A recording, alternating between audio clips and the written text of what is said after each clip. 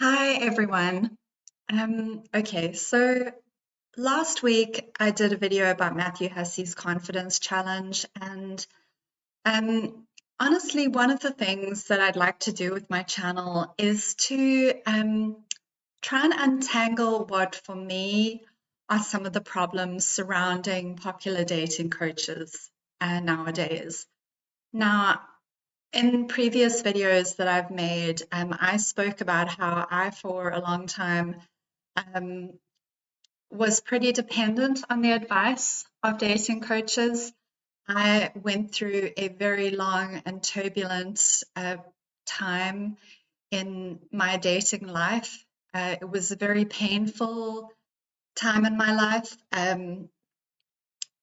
I was getting into a lot of relationships that were not good for me. I was finding dating to be very fraught with bad experiences, and it was causing me a huge amount of distress and an even bigger amount of anxiety.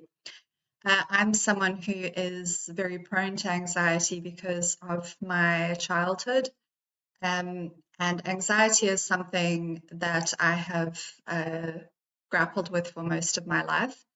In the last year or so, it's been a very, very minor, small part of my life because I'm in a really good relationship and I have just created a life, or kind of built a life for myself that's very supportive.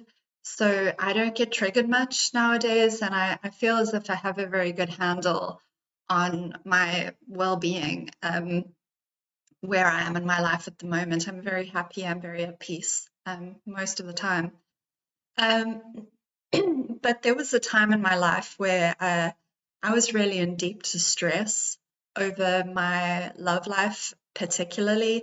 Um, and I was looking to the advice of dating coaches for help because I didn't know what else to do.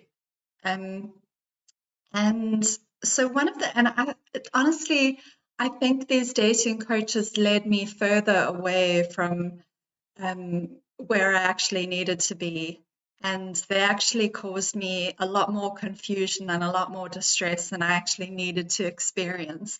And so that's why one of the things I want to do with my channel is to expose what they're doing and to just explain and point out from my own point of view um, why the advice is problematic, confusing, harmful, um, why it can leave your head spinning, and why a lot of the times when you follow it, you just nothing ever seems to improve over the long term.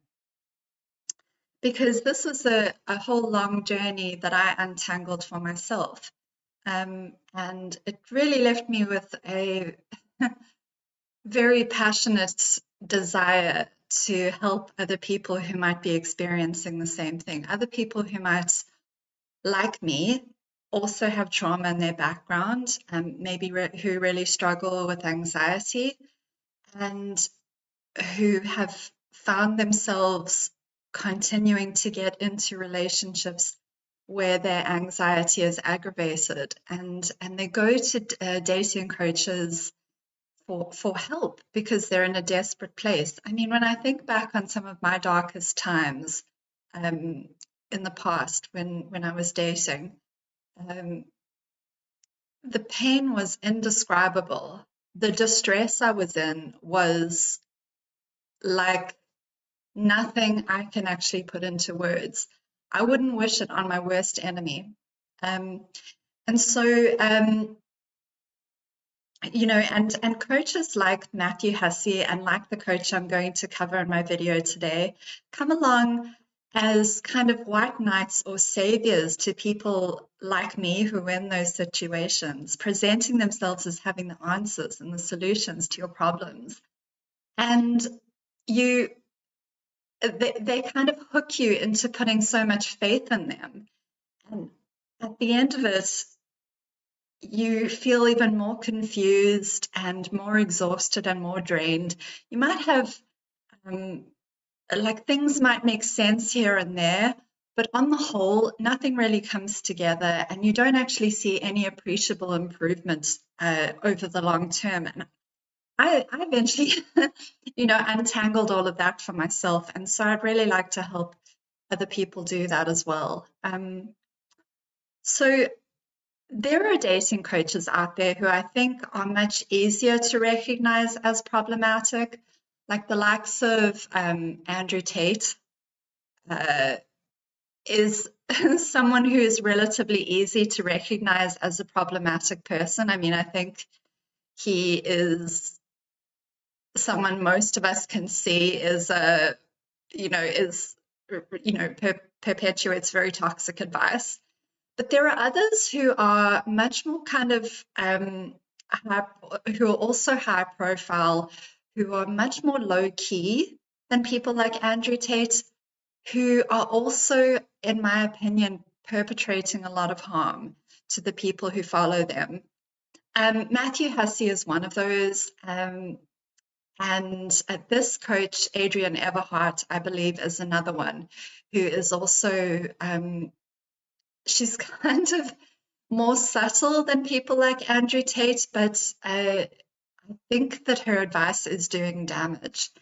And I chose her because I actually followed her advice for a long time. Maybe not a long time, but perhaps 2 years or so. And I hung on her every word. I thought she was just so kind of insightful and intuitive. I thought she really knew what was up. And she does have a kind of a clever way of expressing herself at times. And I think she's able to hook people in to her content quite a lot. Now, like Matthew Hussey, she's also a salesperson. So, I think that was possibly the first aspect of her content that started to bother me. And slowly, bit by bit, I started to deconstruct what she was saying. And I eventually just went in a different direction when it came to my love life. And, I just started to value myself a lot more and have much higher kind of requirements for what I needed from a relationship. And that's how I got into the relationship I'm in now with my fiance, who is really wonderful. But coaches like her are, I think, especially worthy of being covered and commented on because they really, how do I want to word this? The harmful messages are quite sneaky and subtle in what they're saying. They package it as a sort of a certain approach that they take to dating, or it's their own kind of signature style or method that they teach to their clients. But if you really break it down, it's really rather damaging and confusing to people, and the whole thing is just reinforced by their own personality. They present themselves as this kind of all-knowing leader, guru type of a person. And that is a large part of why people trust what they say. So I fully believe we shouldn't be putting these coaches on that kind of a pedestal. We should be questioning everything that they say with a very critical eye. And by the way, I believe that goes for everyone. Nobody should be exempt from our critical thinking, our weighing up the information that they're providing. We should be analyzing any content that we are consuming, and we shouldn't be taking anything we shouldn't just be absorbing it like a sponge. But coaches like this really encourage their audiences to unquestioningly just believe what they're saying and to just trust them that it's good advice. So what I want to do with my channel, as I say, is I want to start deconstructing this advice. So for those people who are still struggling in their dating life, as I was at one point, and who are going to the likes of Matthew Hussey and Adrienne Everheart for help, I want to just help you to see the content that you are consuming more clearly. And I hope that my videos are helpful in doing that. So I went and looked for a video of Adrienne Everhart's. I think at one point, I haven't watched anything recently from her because I got turned off to her content, some time ago. But I went looking on her channel for a video that contained a lot of the advice which I eventually saw a problem with. Now, I went and watched it again, and I had actually forgotten how bad it was. So some of you, if you watch this video, are probably going to be quite triggered by this content. You're probably going to very much disagree with what she's saying, and that's fine. That's normal. I'm going to try and keep to those parts of the video that I feel are particularly kind of dangerous or perilous, or that can particularly trip up someone who is in a very vulnerable position in their love life.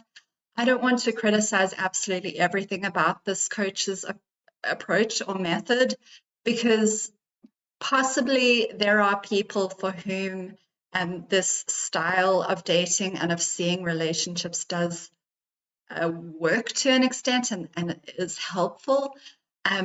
So I don't want to nitpick on everything, but I do want to point out where I see, pitfalls and things that I think really do need to be addressed and talked about and highlighted as problems. So as always, I'm obviously keen to know what you guys think. Let me know your thoughts and your opinions. If you want to, in the comment section, you're free to disagree with me. I welcome all opinions on my channel. And let me know what you think of this advice. But this is my own perspective, my own point of view, and my own commentary, and I want to make that very clear. I'm not an expert. I'm not a mental health professional.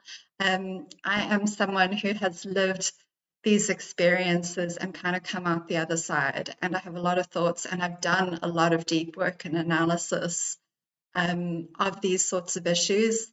And I can make other videos describing my own journey, perhaps at some point in time. I'm not quite ready to do that, or I'll share bits and pieces as I go along. But this is my own perspective, and I encourage you to weigh up everything that you hear, including anything that I say, because what I want is to encourage more critical thinking and more critical viewpoints and more analysis, so that people get the clarity that I believe they are actually seeking. So let's watch this video. The title of the video, you can't really see it here, but the title is Get Him in Love with You Again. So, I mean, I guess right off the bat, I find that title problematic, because you will have desperate women coming to Adrienne's channel and coming to videos like this who are heartbroken, who are in situations with men that have broken up with them, or are not committing to them, or are not acting in loving ways towards them, who come to a video with a title like this and are reeled in by the promise that there's something that they can do to make him in love with them again. And that right off the bat is very predatory. Let's face it, let's just call a spade a spade. She is purposefully trying to target that demographic of women. And there are lots of women and men like that, but obviously this video is targeted at women who are in a state heartbreak or who want more from a man who is not behaving in loving ways towards them. So it starts before we even begin watching the video. The predatory and manipulative language has already started. But let's watch the video, and as I say, just prepare yourself for the fact that there is quite a bit of problematic content here. It might make you angry. But as I say, I'm just going to try and stick to those things that I just find jump out at me personally. Joining me for this live video, I am Adrienne Everheart. I am a certified master coach for women in dating and relationships. So what she means by that, when she says she's a certified master coach, she was trained by Rory Ray, who's the coach I spoke about in a previous video, who was, I think, probably one of the first really big, successful, famous coaches to start certifying their own coaches. And so Adrienne Everheart was mentored and certified by Rory Ray. And Rory Ray has her master coaches who are those coaches who have achieved a very high level of success. And that's what she means when she says she's a certified master coach. Now, Rory Ray, you can have your own opinions about her content and her approach. That's a whole, nest of problems all by itself. We won't go into that. But Adrienne Everheart is coming from a background of having been taught and trained by Rory Ray. Specialize in feminine energy. Feminine energy is a technique that I teach women. It's naturally inside of you. It's not about being a doormat. It's actually about having your boundaries, being able to express them, being able to come from this soft energy place. And today I'm going to really teach you how to get your man to love you again, how to get your ex back if you want your ex, how to get this man who's just been aloof and withdrawn, how to get him back into your life. Quite a lot of problems already. Okay, so first of all, I'll just explain. In the context of coaches like this, feminine energy is referring to kind of a more passive way of being in relationships.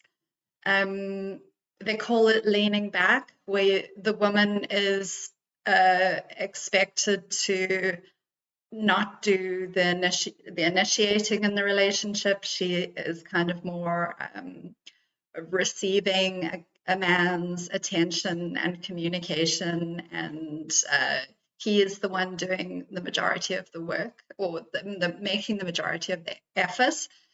And in this sort of approach to dating, women are encouraged to be soft and warm and inviting to a man, and to kind of let him prove themselves to her. So you can have your own opinion on that style of dating. I think there's perhaps pros and cons to it. Let me know what you think about that. So that's the one aspect. The other aspect that she talks about is getting your ex back, getting a guy who has kind of become distant to love you again. That right off the bat is extremely problematic. It's extremely problematic that she's even saying that, because she is not even just suggesting, but outright saying that there are things you can do as a woman who is in the situation of being, heartbroken because someone is not committing to you or loving you, or someone is broken up with you or is distant, and that there's something that you can actually do to influence them to be more loving towards you and to get them back.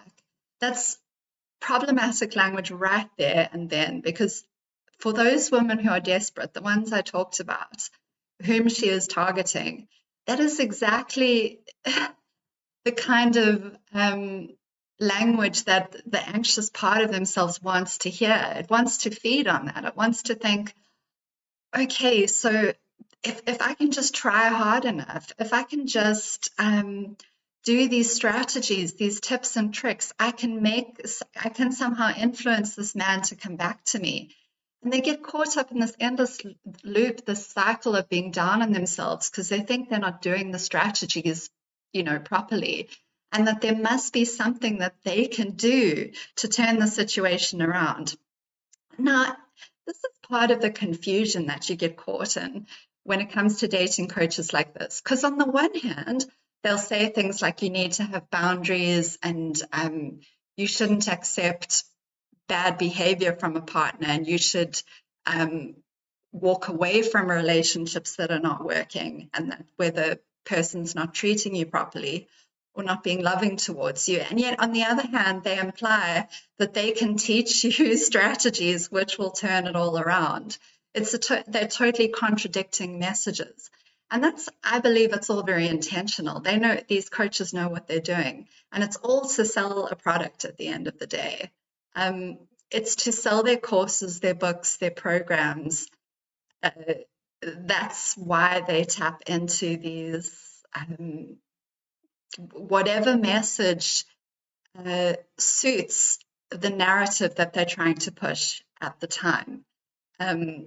That's what they'll tap into. There's no consistent message throughout all of the content, which you'll see throughout this video. Using feminine energy techniques that I've developed that will really help encourage that natural polarity that exists between men and women, where the man is in his masculine energy and the woman is in her feminine energy. Okay. This is where if we bring facts into a video like this, these arguments and these approaches start to kind of fall apart bit by bit. Are men and women different in certain ways? Sure.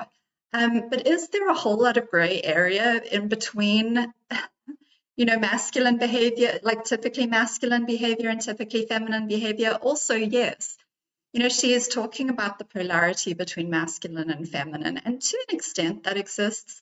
But there is such a wide range of people and behavior in between those two poles that coaches like this just never address. She doesn't, they're very careful to stay away from talking about,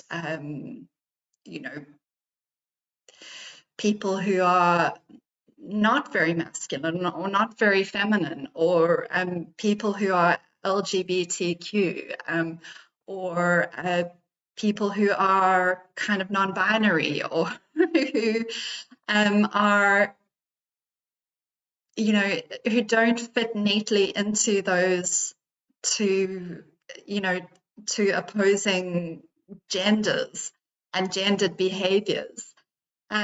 So again, she might be targeting people who are extremely, entrenched in those traditional genders and roles, and that's okay. But I think the danger is that she's presenting it as fact. Men are this way, women are this way, and they exist at opposite ends of the spectrum. When it's just not factual. It's not accurate. And remember, all sexes, everyone has feminine and masculine energy. It's just about operating from that place in the relationship. Okay, so here she is admitting that, yes, we all have elements of feminine and masculine inside us, and that's fine. I'm glad she pointed that out. But she's talking about operating from one particular energy in the relationship. So she's suggesting, really, without coming right out and saying it, that you should be suppressing parts of yourself inside your relationship. You should be emphasizing certain qualities and suppressing other qualities in order to get the best out of a man. And she's going to go on to explain this.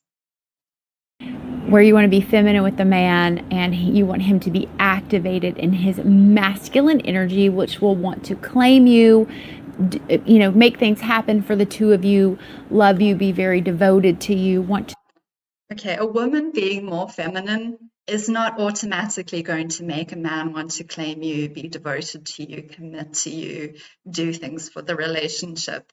If a man is not doing those things of his own accord because he wants to, because that's who he is, because that's what's important to him, your being in your feminine energy is not going to magically make that happen. I can assure you. A man has got to want to be with you and he's got to be a loving, committed person. That's got to be an inherent part of who he is. It's got to be part of his character and part of his natural desires. You simply being more feminine is not going to catalyze that into existence if it's not already there. Now, can you be a better partner, and could that cause him to be more committed, to want to commit to you more because the relationship is better? Sure.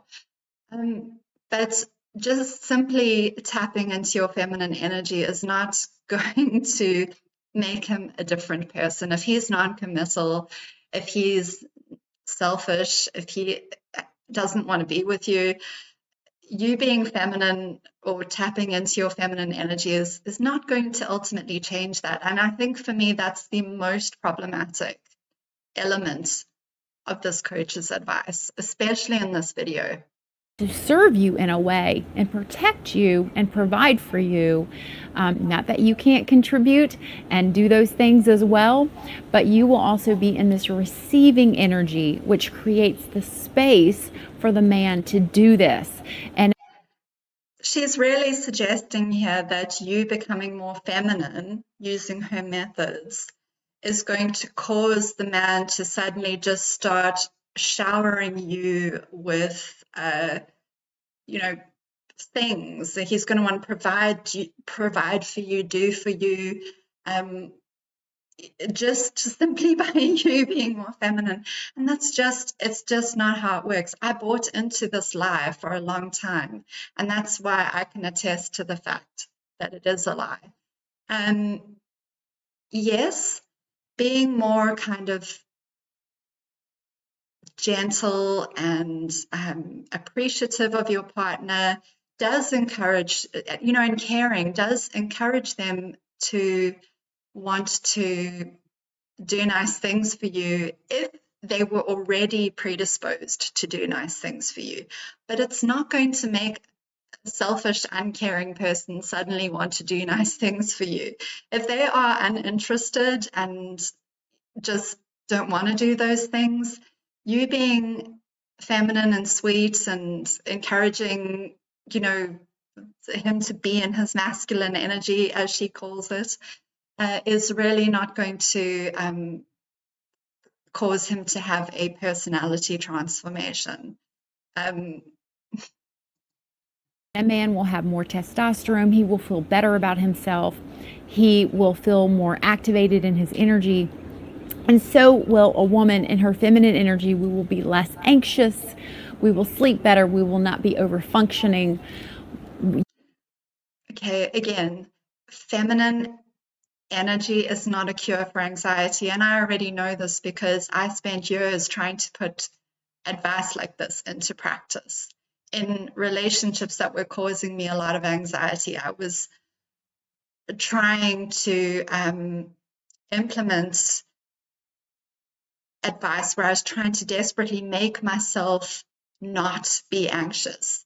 And as I mentioned in my video that I did about Matthew Hussey's confidence challenge, in those sorts of situations, your anxiety is actually trying to communicate with you. My anxiety was trying to tell me that I was with the wrong person. I was with the person who was not being very caring towards me, who was not treating me the way that I wanted to be treated, who wasn't respecting me, wasn't loving me, wasn't committing to me. And that's why I was anxious most of the time. You simply becoming more feminine is not going to magically make your anxiety disappear if the relationship hasn't improved. If that person is still treating you in such a way as to make you anxious, you're still going to feel anxious. So again, it's language like this, which for an anxious person, for a person who's in a bad situation, it's harmful, it's dangerous, because they're going to take this promise and think, oh, okay, maybe this could be my solution. Maybe I can make myself less anxious in this bad relationship. And that's dangerous. It's keeping people stuck in bad situations for longer. You'll go back to this very creative source. A lot of side note, a lot of women have thyroid problems, and thyroid has been associated with creativity.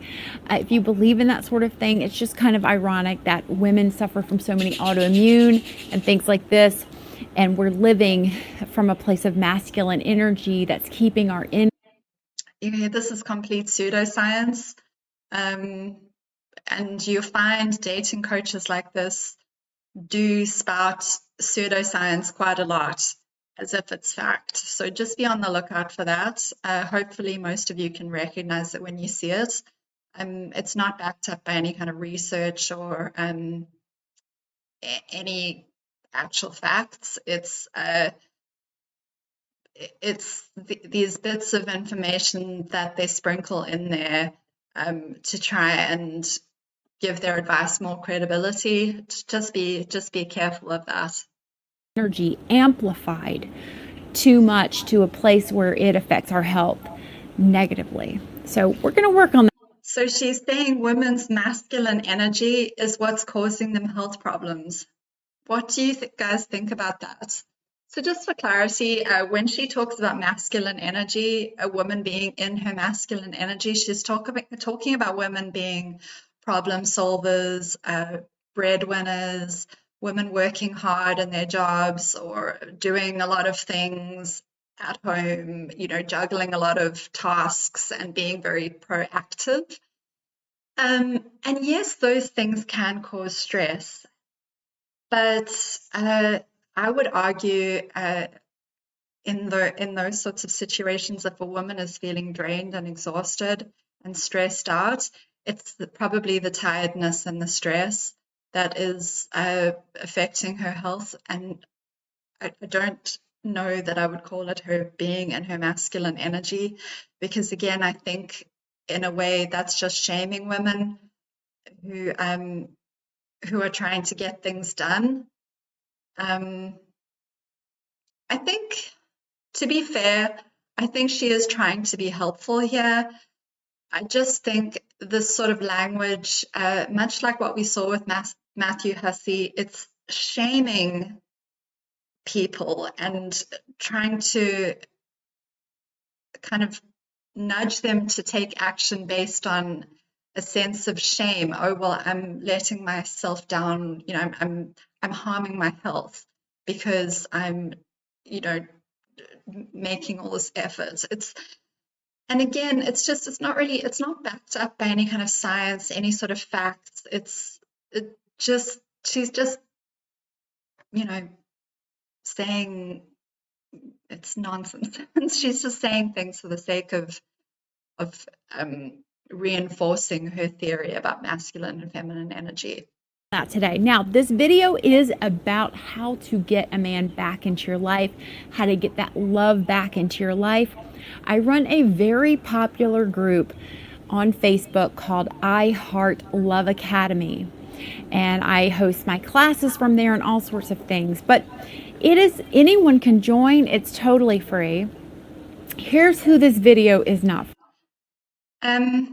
So that mention of her Facebook group, that I Heart Love Academy, doesn't seem to be relevant to the topic she's talking about at all. She just thought she'd mention it.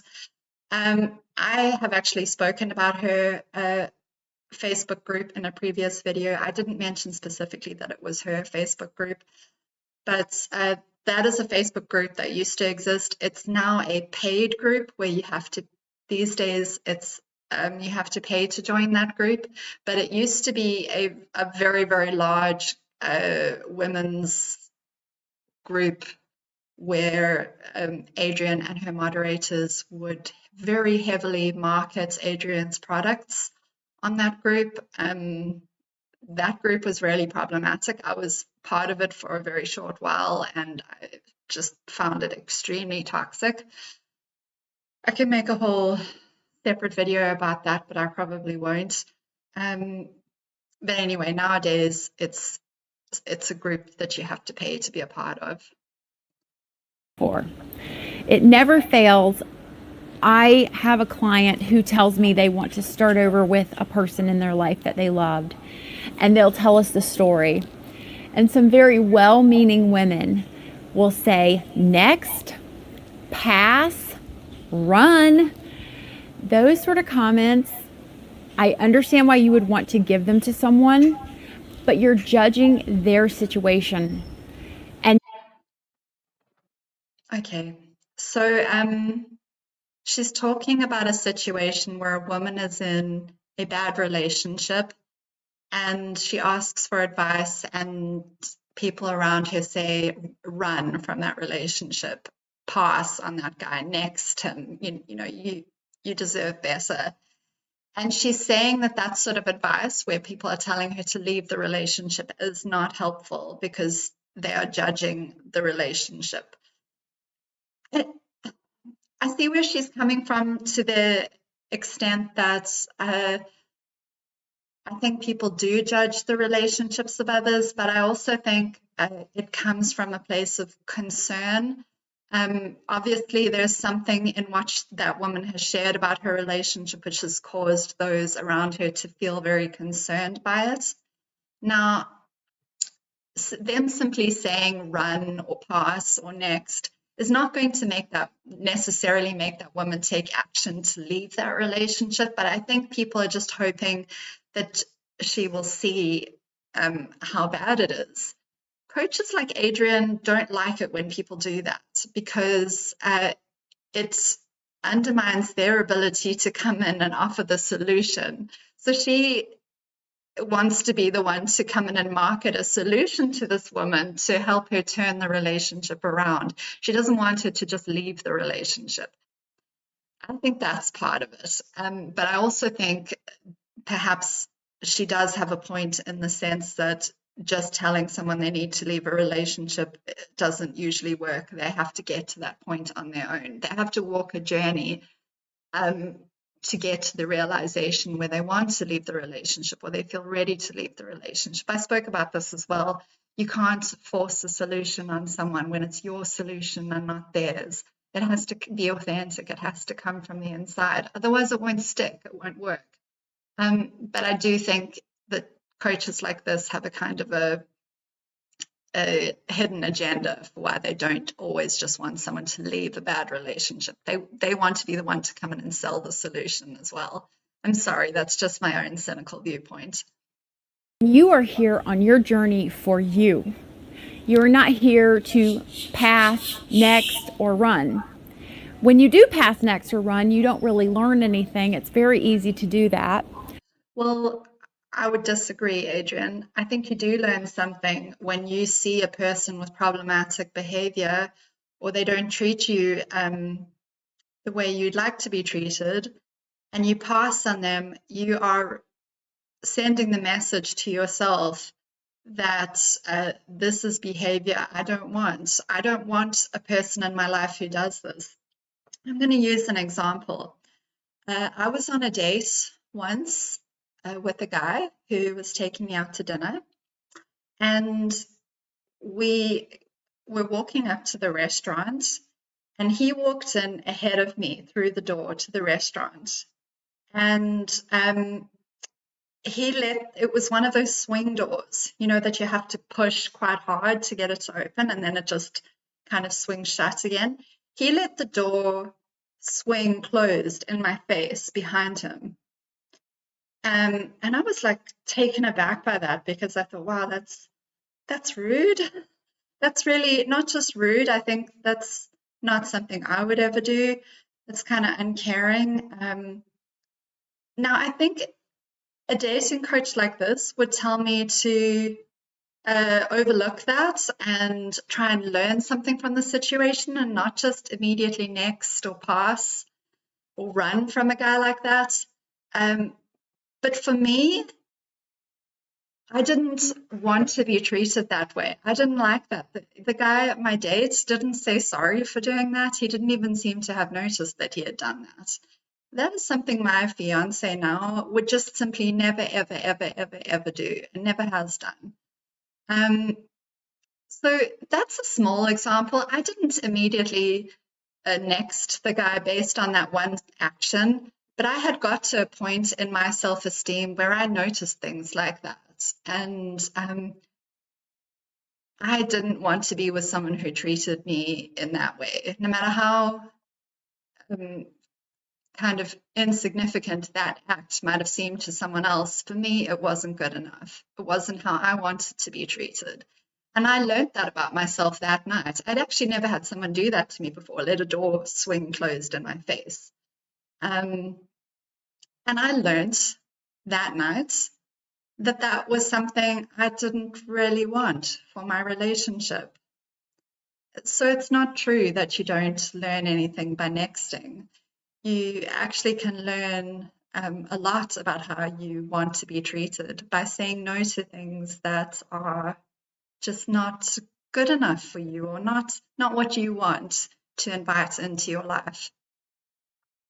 But I'm going to go over how sometimes you don't want to stay in a relationship. I'm going to just kind of really quickly go over those things. But this is not for the pass, next, run mentality. I do not judge you. If there is a man you love, It's not a mentality, it's a decision. To pass next or run from someone is a decision that you make, hopefully based on logic and reasons that that person has given you. So I don't really like how she's painting it as a mentality that she just doesn't like to, that she doesn't agree with, or that my content is not for those people who just pass next or run from relationships. I mean, again, it's contradicting what she is claiming to help women do, which is to choose relationships that are going to be right for them and where they're going to be treated well. There's so many contradictions in her advice. and a man you want to be with that you've felt a very special connection with, I am not going to judge you. Because that man, even though there was a man in my life that I definitely thought was who I was meant to be with, I had to follow through with that process to find the man I. She's saying that everyone who advises you not to stay in a bad relationship is judging you. And by bad relationship, I mean a relationship that's not giving you what you need, a relationship that's making you distressed and unhappy. And she's saying the only reason someone would just tell you to leave that relationship is because they're judging you. And that's not necessarily the case. They could be judging you. They could be thinking of you as being weak, or not being able to see the red flags. That people might be thinking that. But they might also just be saying, look, this relationship is not good enough for you. I care about you. I'm concerned about you. Was meant to be with. But along the way, along that journey there, I learned so much that I otherwise would have not learned. That's fair enough. I mean, that's fair enough what she's saying, and I would agree with that. Even in bad relationships, that journey that you walk through to come through a bad relationship and hopefully out on the other side of it, you learn an enormous amount and you grow a tremendous amount as a person. I can attest to that and confirm that that is true. And again, it goes back to what I was saying earlier, that you really can't force a solution on someone if if they don't believe in it themselves. Someone will only fully leave a relationship when they are ready for that step. And if they're not ready for that step, they still have a lot of learning and growing to do, which will benefit them in the long run. So I don't disagree with what she's saying here. Now, my husband and I, before we were married, we had several breakups. Again, I learned so much while we were apart, and I accepted that we may never get back together, but I kept doing the work until he showed up on my doorstep to claim me, asking me to marry him. I've told this story so many times over, and this is just, for you as well. Someone just popped in and said, I'm in love with a married man. Nothing's going to mess up your mojo worse than messing up the union that's between two people and God. Don't mess with that. You're walking down some dark territory. If a person is married, it's very tempting. It is very alluring to want to misbehave and do something wrong. It is going to bring nothing but destruction to your life. Don't do it. Don't do it. Learn from it. Don't do it. So, sometimes when you want to next pass and, run, if someone is physically abusing you or your children or your pets, physical abuse, just this is the disclosure, physical abuse is usually a trait that really doesn't change in a person, unfortunately. This is her baseline. This is where she says it's okay to next pass or run from a person if they are physically abusing you or your children. I would hope that our bar is much, much, much, much higher than this as women, or not just as women, as human beings. Nobody should physically abuse anyone. And I think that should absolutely go without saying. I think it's breathtaking to me that she even feels the need to say that this is where her bar is. That if someone is physically abusing you, that's okay. If you at that point, it's a pass, next, or run.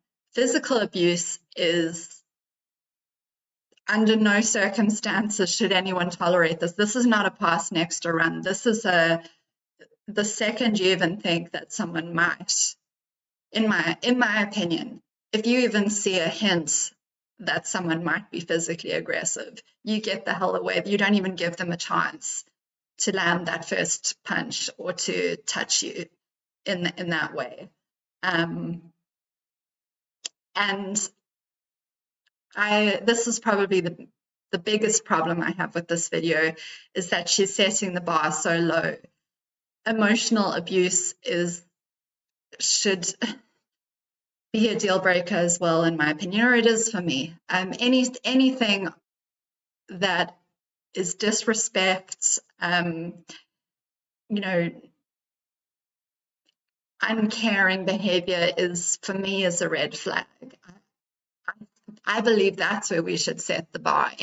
Someone losing their temper, at you, name calling, any kind of verbal abuse, emotional abuse, that is an absolute deal breaker for me anyway. And I wish coaches like this would really set the bar a lot higher. It's very disturbing to me that she is saying, okay, well, physical abuse should be your kind of your flaw or what you won't accept. So if you're in that sort of situation and you're physically not safe, your children are not safe, even if it is a religion telling you should stay in that relationship, or it is your family or social pressures, there are resources out there for you. Someone can help you. Pray on that. Ask for help in every direction you possibly can. Let people know the level of abuse so that you can get help and your children can get help in that situation. Some men may have mental illness and they are in a process of wearing you down, where they keep wearing you down so much that you actually lose your grip with reality as well. Years ago, a good friend of mine said, when you love someone who is mentally ill, you actually become a little mentally ill too. He used the word crazy, which isn't very PC. It's not only not PC, it's vile, I think, to use that sort of word for a person who has a mental illness. For me personally, that's what I believe. I would like to have a lot more compassion for people who are struggling with mental illness. But I understand what she's saying here. Being in a relationship with someone who has a serious mental illness can be very difficult. I've been there, I've done that before myself, and it's very challenging to have a healthy relationship, especially if you're someone who is vulnerable to anxiety yourself or vulnerable to insecurity, as many of us are. It is something you need to think very long and hard about, getting into a relationship with someone who has a serious mental illness. Someone who is working on their mental illness and is being proactive about managing their mental health, I think can be a good partner. That's obviously, a case-by-case basis. And I would hope that there are professionals involved helping you to navigate the situation on both sides. Hopefully the person who has the mental illness has professionals that they're working with who are helping them. And hopefully you have support as well, someone helping you to make that decision about whether or not that relationship is right for you. So I understand what, the point that she's trying to make here. But when you fall in love with someone who is a little crazy, you also become a little crazy because you're going to this place to love them. And their reality, you love them, you trust them, their reality becomes your reality. So this can be really toxic, and it can be very, you're not even aware that it's happening to you. So a woman always knows when to walk away. I believe this fully. A woman always knows when to walk away. Don't let it come to the place where one of your children have been harmed terribly, or you have been harmed terribly, or a pet. Notice what she's saying. Don't let it come to a point where you or one of your children have been harmed terribly. That's her baseline. Don't let yourself or your children be harmed terribly. I would want for any woman or for any person that would have walked away long before that. I could tell you stories. I have never been actually physically abused in a romantic relationship, but I've seen the signs with some of my ex-partners, and that for me was the moment I walked away from them for good. The minute I saw that they had the potential to be aggressive in a physical way, I walked out the door and I never went back. And that is really what I would want for every person. I don't ever want to, never mind being harmed terribly. I don't want to see anyone harmed, full stop. But notice also what she said earlier about a woman always knows when to walk away. This is something that this coach, Adrienne, is fond of saying. A woman always knows when to walk away. I want you to just think about that for a moment and give me your opinion about whether you think that's true. Her philosophy is that a woman needs to follow a particular relationship out to its completion and to its logical end before she walks away. I think there's some truth to that. I think we, as I've said, a few times now, we have to know within ourselves that it's the right time to walk away, and that solution has to feel right for us. We have to believe in that decision. Otherwise, we'll just backpedal on it. But at the same time, I think there's so much inner healing and inner love that needs to happen inside ourselves. We need to get to a point of having so much love and empathy for ourselves and so much respect for ourselves and just wanting so much better for ourselves And that very, very, very much alters our perception of when we would walk away from a certain person. When I was much, much earlier on in my healing journey, I really didn't know when was the right time to walk away from a person. Now, I still had to learn and go through a whole process on my own in order to get to where I am today. And where I am now, I have a great deal of confidence in knowing when it's the right time to walk away from a relationship. But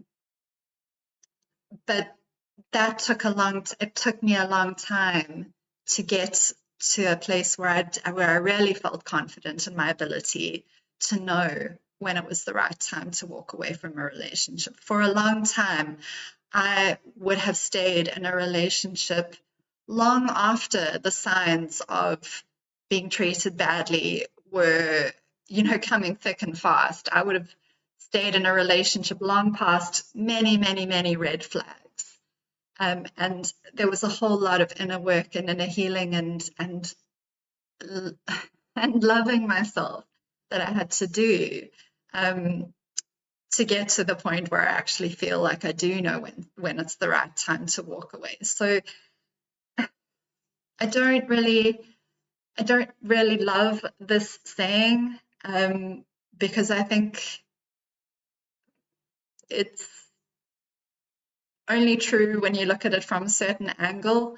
I think there's plenty of evidence to suggest that we might not always know when to walk away. But anyway, let me know what you guys think. It's not an open and shut issue. It's not like a yes or no question. It's capable of having lots of different viewpoints. That question. Or anything like that. It doesn't have to get to rock bottom. And for those of you that are in, please don't let a relationship get to rock bottom before you walk away. And I know that's just me giving my own, speaking from my own feelings and my own perspective. And again, people have to walk through their own journey and have to do what they believe is right for them and what they feel in their heart is the right thing for their life and their relationship. But what I would want is that none of us get to rock bottom before we walk away from a person who is bad for us. I don't want that for anyone. Certain religions, this is not part of God's plan. Okay, so just keep that in mind because I have to field questions from all sorts of resources and places. I like to cover my bases, here as quick as I can. If you are dealing with a narcissist man and you're dealing with someone who is slowly emotionally wearing you down and you're losing in touch with reality, here's the best advice I'm going to give you. Your emotional reaction fuels them. It fuels them. Okay? The key is to stop reacting and get inside your body. This is where you can get back to your truth. And sometimes that means stepping away for a couple of days, a couple of weeks, going somewhere else. I'm not crazy about this. She's suggesting that if you're in a relationship with a narcissistic person who's wearing you down emotionally, and I've been there, I've been in that kind of relationship before. She's saying the key is not to react because your emotional reaction fuels them. Now that might be true on in a purely objective way, if you're looking at the situation purely objectively, it might be true that your emotional reaction fuels that person. But I think those of us who've been in that kind of relationship know that you're not objective when you're in that sort of relationship. You don't have this perfect ability to see things logically and impartially and objectively when you're in a relationship with a very emotionally abusive person. They're wearing you down to the point that it's not possible, it's not realistic to ask someone not to emotionally react. Your emotions and your anxiety and stress are on high alert all the time when you're in a relationship with someone like that. So I think she's showing a very low understanding of what that sort of relationship is actually like when she says things like this. I can honestly tell you, if someone had tried to tell me not to emotionally respond or not to have any emotions or not to deal with my ex emotionally when I was in this sort of relationship, that would have been an impossible task. I was an anxious, nervous wreck when I was in that sort of relationship. And so, giving this sort of advice would just probably make someone who's in that situation feel worse about themselves, I think, because they'll feel like they can't gain control over their emotions when it's actually the situation which is causing their emotions to be out of control. If they were in a completely different situation with a different person, they wouldn't be feeling all these awful, churning, anxious emotions that those sorts of toxic people cause you to feel. Or just having even a silent retreat for yourself so you can get back to what you feel in your body. Ladies, you do. Taking breaks from that sort of person is good advice. I would say, if you are, just my own personal bit of perspective here as someone who's been in that sort of relationship, I think one of the best things you can do is take breaks from the person, to be on your own and to be away from them, because the more you are away from that destructive influence, that toxic person, the more perspective you do get, the more you start to get in touch with reality and with what is objectively true, and the more you start to gain control of your own decision making again. So that is good advice. I just wish that she'd kind of clarified what she meant. I wish that she'd gone into a bit more detail there. To me, it kind of sounds like she is not necessarily encouraging someone to leave that sort of relationship, which, yeah, I think that's a bit problematic. Not create another man's feelings. No matter how much he blames you or anybody else in your life, you do not create another man's feelings. You can't fix them. Okay? So, with that said, I've covered if you're in a relationship with someone, if you've broken up with someone and you want to get back together and you want to rebuild this, we're going to talk about how to do it. We're going to talk about what I teach you in the ABCs to Get Him Back program, which stands for Absolute Best Chances. So, this is something that Adrienne does, very similar to Matthew Hussey. In her free content, there's quite a lot of mentions of the paid products, the kind of little mini sales pitches for her paid courses and programs. So her ABCs program is a kind of a Get Your Ex Back program that she sells, and she pitches it quite a lot in her YouTube videos. So just wanted to let you know that's what she's talking about there. So we're going to talk about that. I mentioned this sometimes, and it brings a, when people get it, they're like, oh, I get it. Wearing the yoke. So wearing the yoke is, you've seen oxen in these, it's these special wooden things to kind of keep the animal contained so that they can work and not get distracted and things like this. So in our term that I'm using it, wearing the yoke is temporary. It is not how you want to live the rest of your life. This is a measure to rebuild with the man. It's temporary. Okay? So when you wear the yoke, it is a temporary measure you're doing. It is a sacrifice. It is a little bit of a sacrifice to wear the yoke. It involves a little bit of suffering. She doesn't actually define what she means by wearing the yoke, what sort of behavior this actually involves. What do you guys think of this wearing the yoke approach that she's talking about, this strategy? Do you think that a woman or anyone in a relationship should ever have to wear the yoke? What does that really say about the relationship if you are having to think of yourself as like being an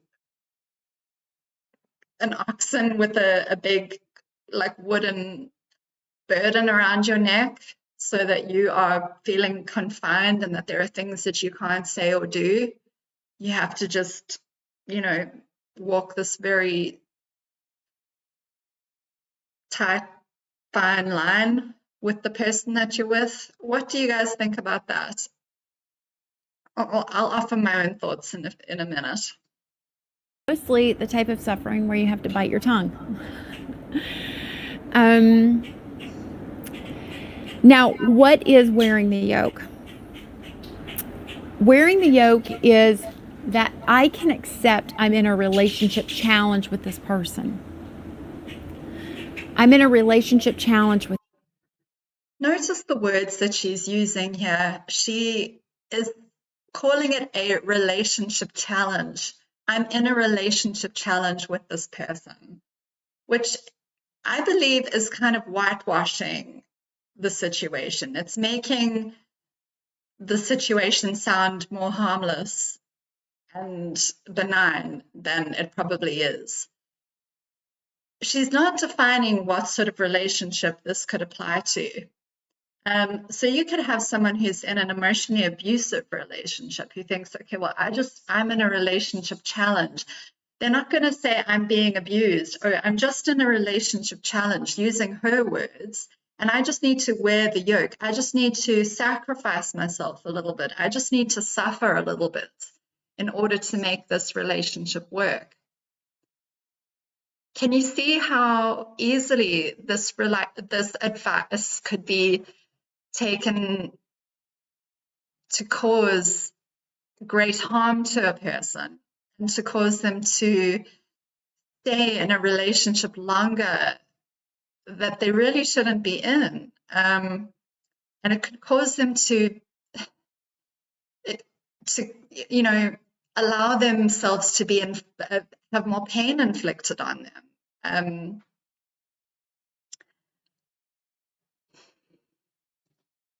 Them, but I'm going to quietly observe what's happening. I'm not going to jump in. I'm not going to try to fix it. They may try to really blame you. They may read you the riot act. They might be a little hot and cold as. So they might read you the riot act. They might try to blame you for everything. They might be hot and cold. And she is suggesting that when a person that you are meant to be in a relationship with, someone that you love, this person is treating you like this. They're blaming you. They're being hot and cold. They're reading you the riot act. She's suggesting that you are just quiet and that you just wear the yoke for a little while. I can tell you right now, unless I've done something awful that I really need to atone for, I would not put up with this. Someone who's treating me that way, I would be backing right off from that person. I would not be sticking around for that sort of treatment. And this is where the massive cognitive dissonance and confusion comes in with the advice of dating coaches like this. Where you just feel like, what the hell? What am I actually meant to be doing? Should I leave this relationship or not? I don't like how I'm being treated. I feel like this person's really disrespecting me. But maybe it's me. Maybe I'm just not wearing the yoke long enough. Maybe I'm not doing it right. Maybe I just need to bite my tongue a bit more. It has the potential to be so harmful, this kind of advice. As you're rebuilding. And when you wear the yoke, you're not like, hey, you did not call me on Tuesday like you said you would. You're wearing the yoke. This is not forever. This is like, I'm going to tap the brakes. I'm going to see what he can and cannot do. She says it's not forever, but she doesn't specify how long it should last for.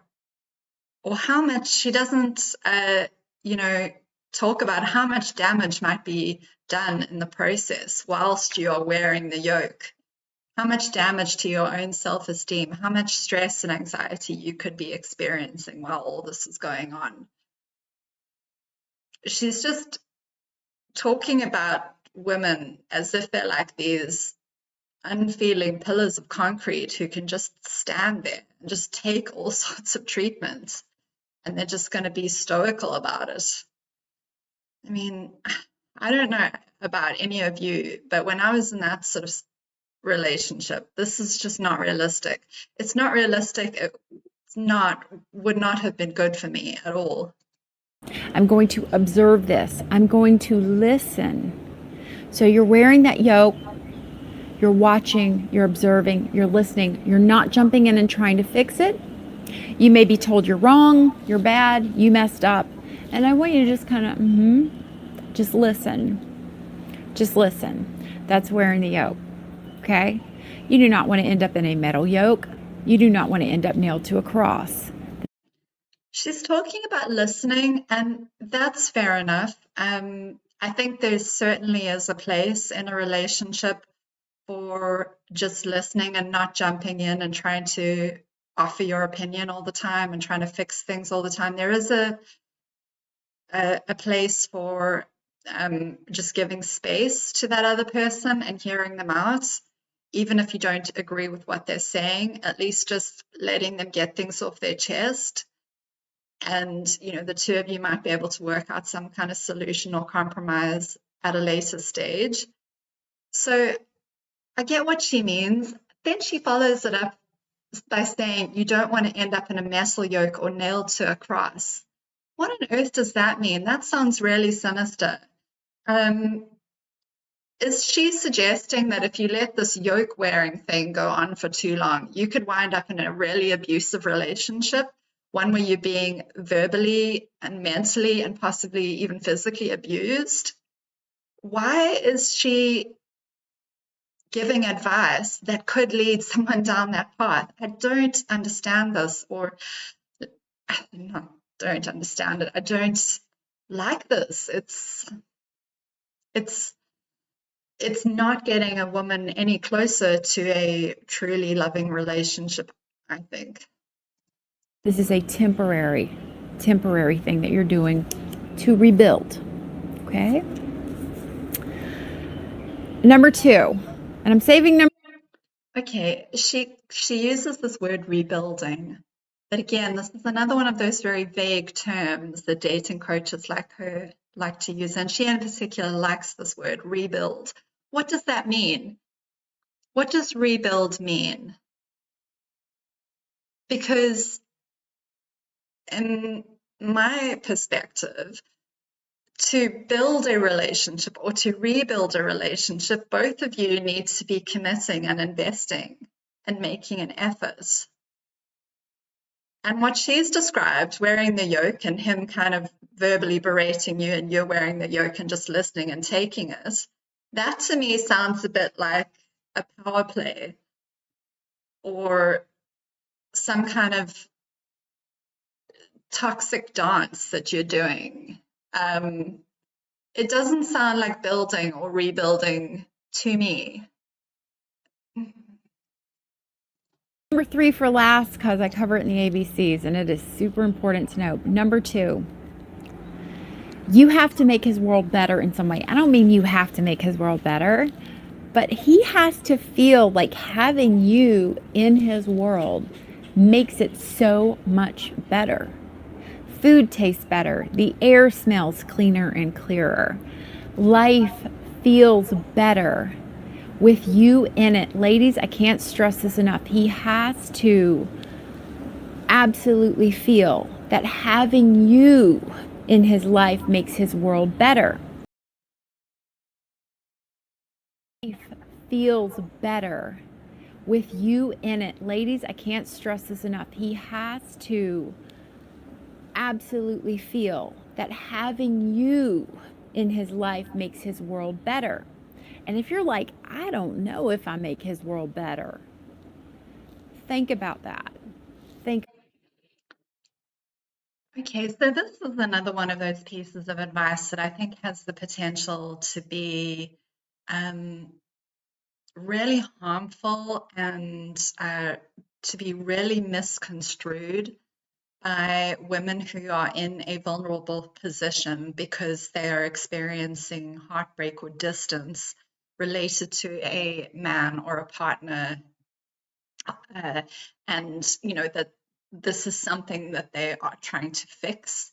And when a coach like this comes along with a video called Get Him in Love with You Again and talks about how to heal heartbreak and then says things like he needs to feel as if his life is better with you in it, I think it's pretty easy to see how this has the potential to cause women watching this video to go into people pleasing mode with this man and to become really down on themselves, really critical of themselves, really over analytical of every little perceived flaw or mistake that they make, or every little thing that they think he might not like. Advice like this is kind of encouraging that unhealthy, over like hyper focused, that hyper focus on ourselves and on what we might be doing to hurt the situation when it might not be us. We might get ourselves onto a hamster wheel of trying to fix behavior in ourselves that doesn't actually even need to be fixed simply because we're with a person who's wrong for us or a person who's toxic. She's not really qualifying this advice here. She's just saying he has to feel like his life is better with you in it. Um, and someone who is toxic or narcissistic or abusive is really good at making you feel like any unhappiness that they are experiencing is your fault and blaming you for that. And if you are someone who is sensitive or vulnerable to that sort of blaming, where you are prone to feeling down on yourself, it can be really difficult to separate that person's blaming and, criticizing from your own inner critical voice. And coaches like this, like what she's saying, he has to feel as if his life is better with you in it, are really not helping the matter. They're making it worse. About that some, okay? So we're about midway in this video. This is where I like to pause and say, please do me a big favor and subscribe to my channel. Only 40% of the people who watch me are subscribed, which blows my mind. So take a moment, subscribe to me. You'll know when I'm live. And then also, if you can just take a moment and click thumbs up to let me know that you like this video so far. This just helps me on YouTube. This is how a lot of us make our living, is on YouTube.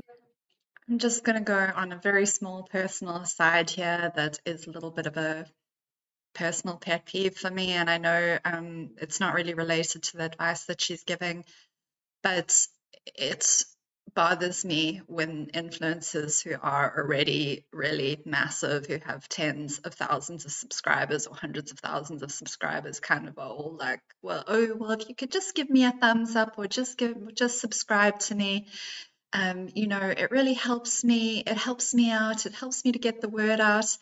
It just seems very disingenuous to me. And I, you know, I just sort of wish that they would let the good content that they're putting out speak for itself and that they wouldn't kind of try and ingratiate themselves and kind of grovel for likes and subscribers the way that they do.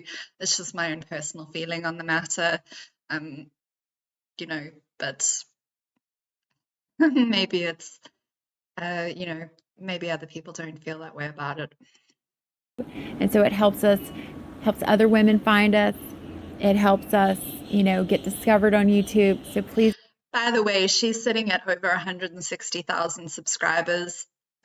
So she is already a pretty big deal in the dating advice world. She's a pretty successful dating coach already. So I just wanted to put that out for context. And I think it's particularly important to talk about dating coaches like her who are very big, who are pretty well known, and who have a large following, because I think they are potentially the ones doing the most damage, and they are not being criticized enough or even at all in a public way. So I really want to start these sorts of conversations that we can all kind of start to critically analyze the content and advice that's being put out by the likes of Adrienne Everheart and Matthew Hussey. Just take a moment, give me a thumbs up if I'm helping you. All right. Thank you. So getting back to this, you have to make his world better. I don't want you to go into this going, how can I make his world better? How can I be there for him? What can I?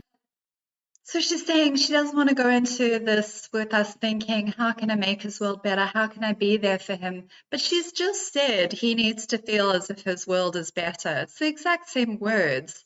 So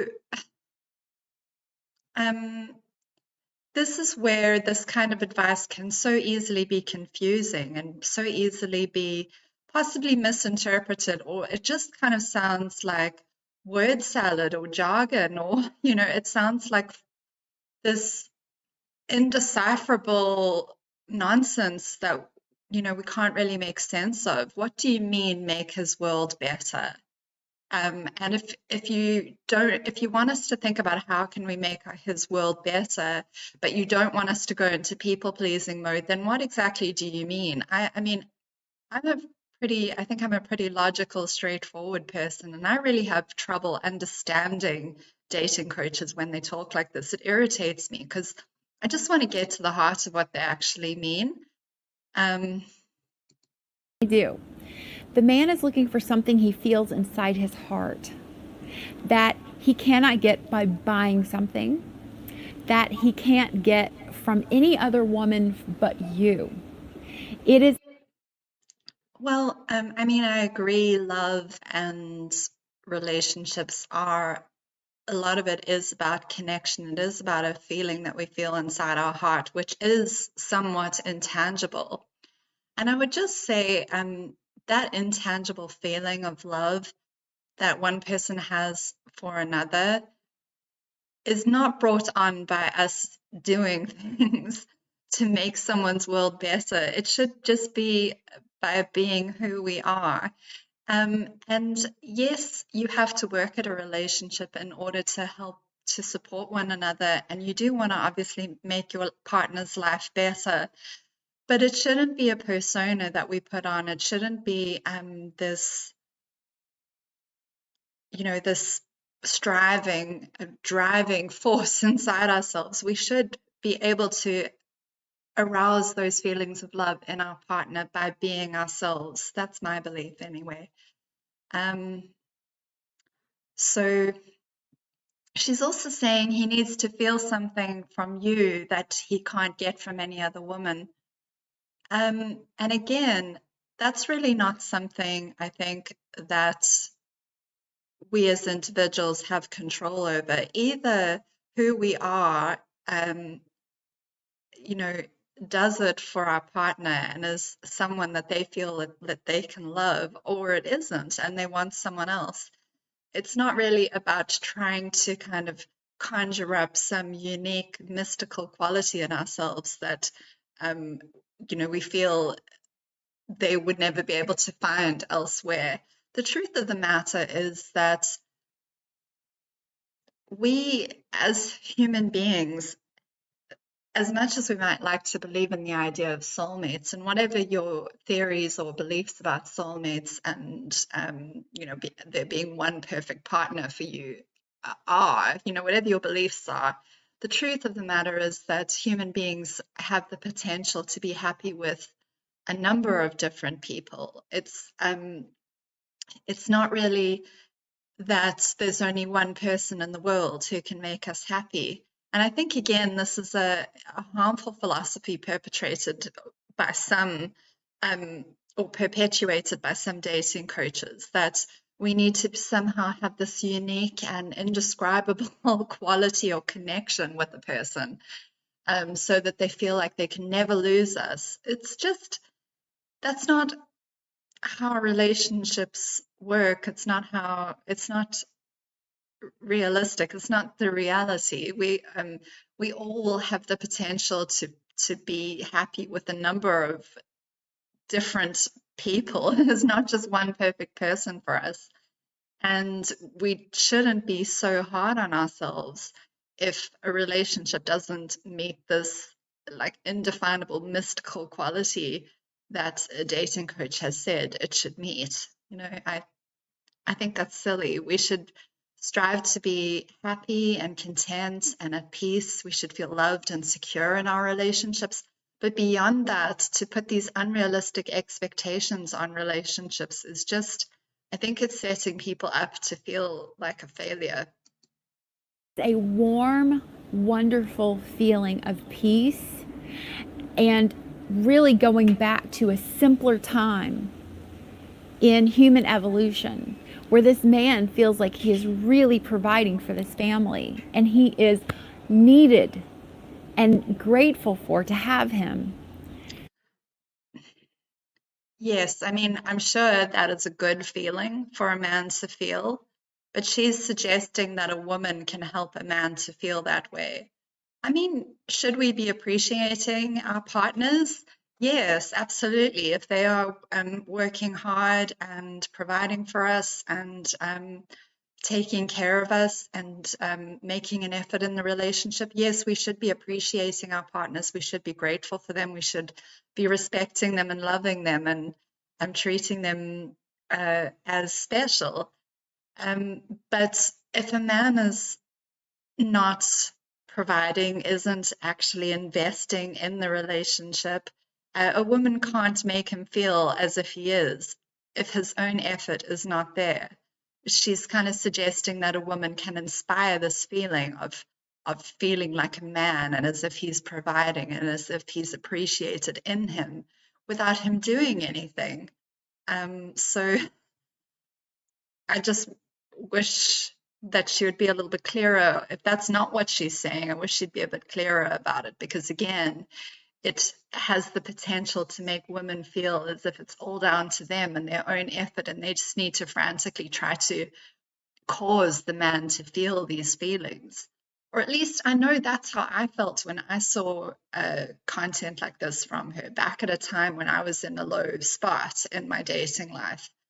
Um, and when I was having difficult experiences with guys I was dating, unsatisfactory experiences, unsatisfactory relationships that just weren't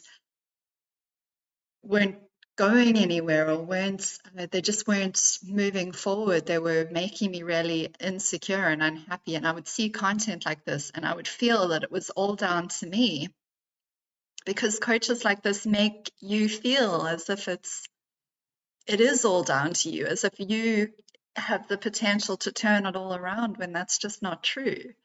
And if the guy's not investing, if he's not making an effort, there's nothing you can do to cause him to be a different person and to act differently. And everyone is participating, everyone's doing their part, but he feels like a man. How do men feel like a man?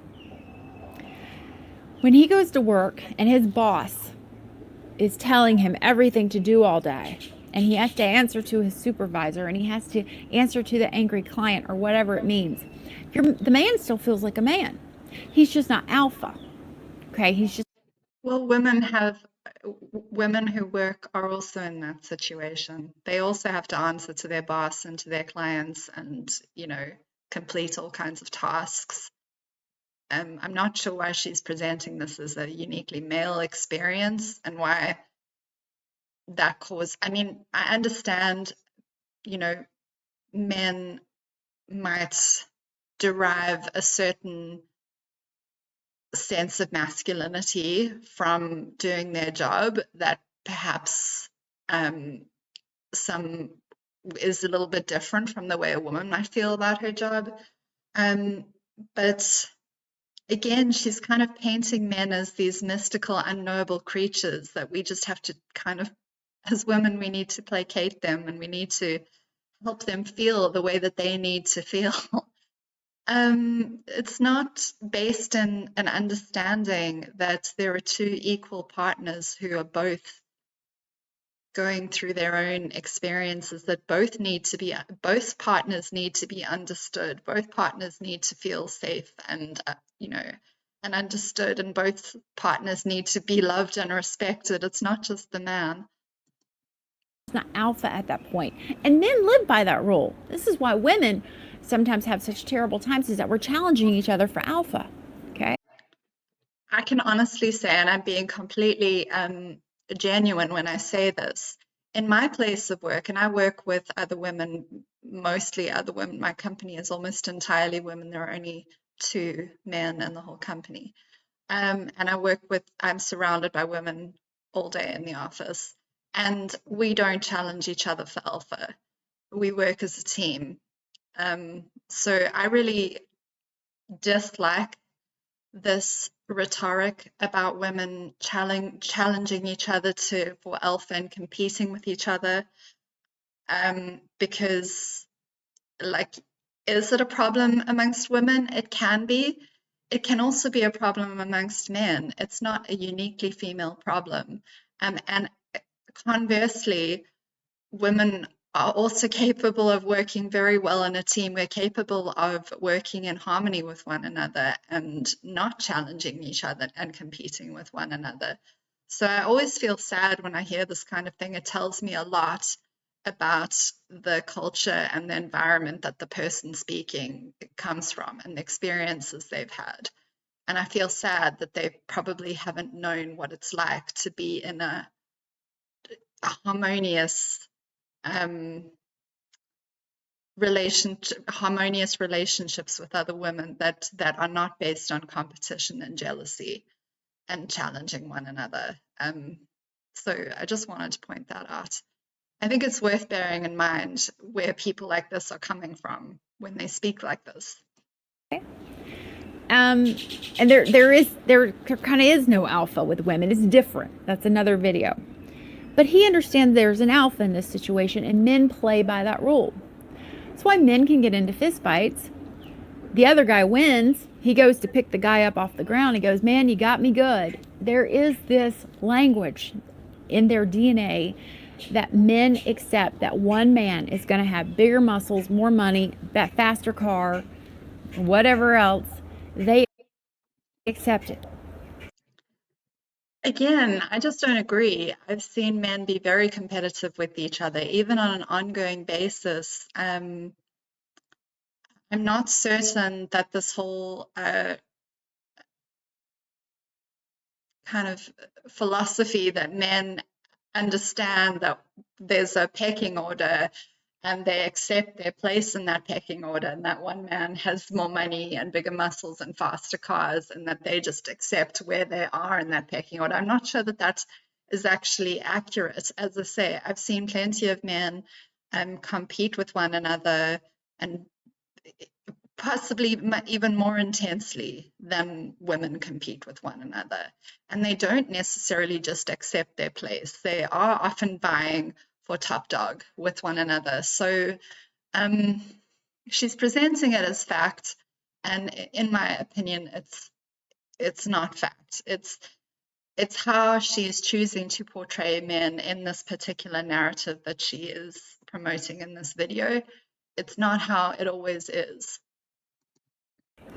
They don't compete so much. There is some like, I don't feel good about myself, I need to do better. Okay? But when he comes home to you, you cannot be alpha. You have to let him be alpha at home. This doesn't mean he gets to steamroll over you. But it means that he's the man. He's the Tell me what you think about this. He needs to be alpha at home.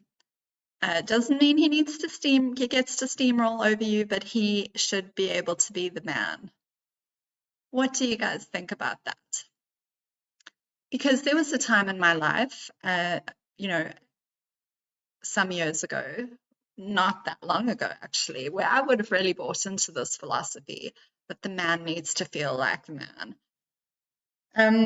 And he needs to be the alpha, he needs to be the leader.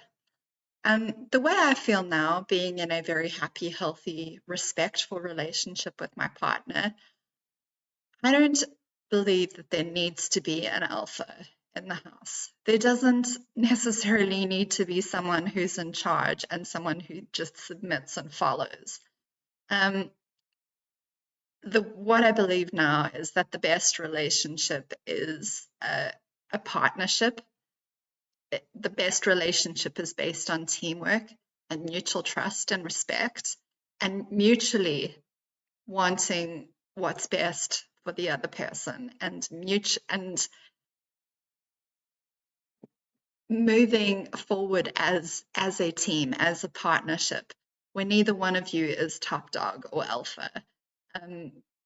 Because the truth is, hopefully in any partnership, you each have different strengths and different qualities that you bring to the relationship, and you each shine in different areas. It's really not as simple as one is alpha and one is beta, or one is leader, the other one's follower, the way that she's saying a man needs to be alpha, but what about an arena in which you are stronger? I mean, are you just supposed to fade into the background and let him take charge, even though it's an area in which you shine? I can't imagine a relationship like that being very satisfactory for a woman. And even for a man, it's kind of giving him a false sense of confidence and a false sense of being in charge. And what for? I'm not saying that you should be challenging your partner all the time. That's not healthy either. I'm saying it should be a team. You should be a team. It should be a partnership. You should have the ability to work together. By saying that the man needs to be alpha in order to feel like a man, she is, I think, unfairly implying that men don't have the ability to work as a team with a woman. I think she's really selling both men and women short here. What do you guys think? Man in the house. This doesn't mean if he makes some crazy decision, how are you going to deal with that? He comes home and he says, baby, we're going to put the house on the market. That's it. We're selling it. Okay. And you sit with it. Feminine energy slows down and he sits with it.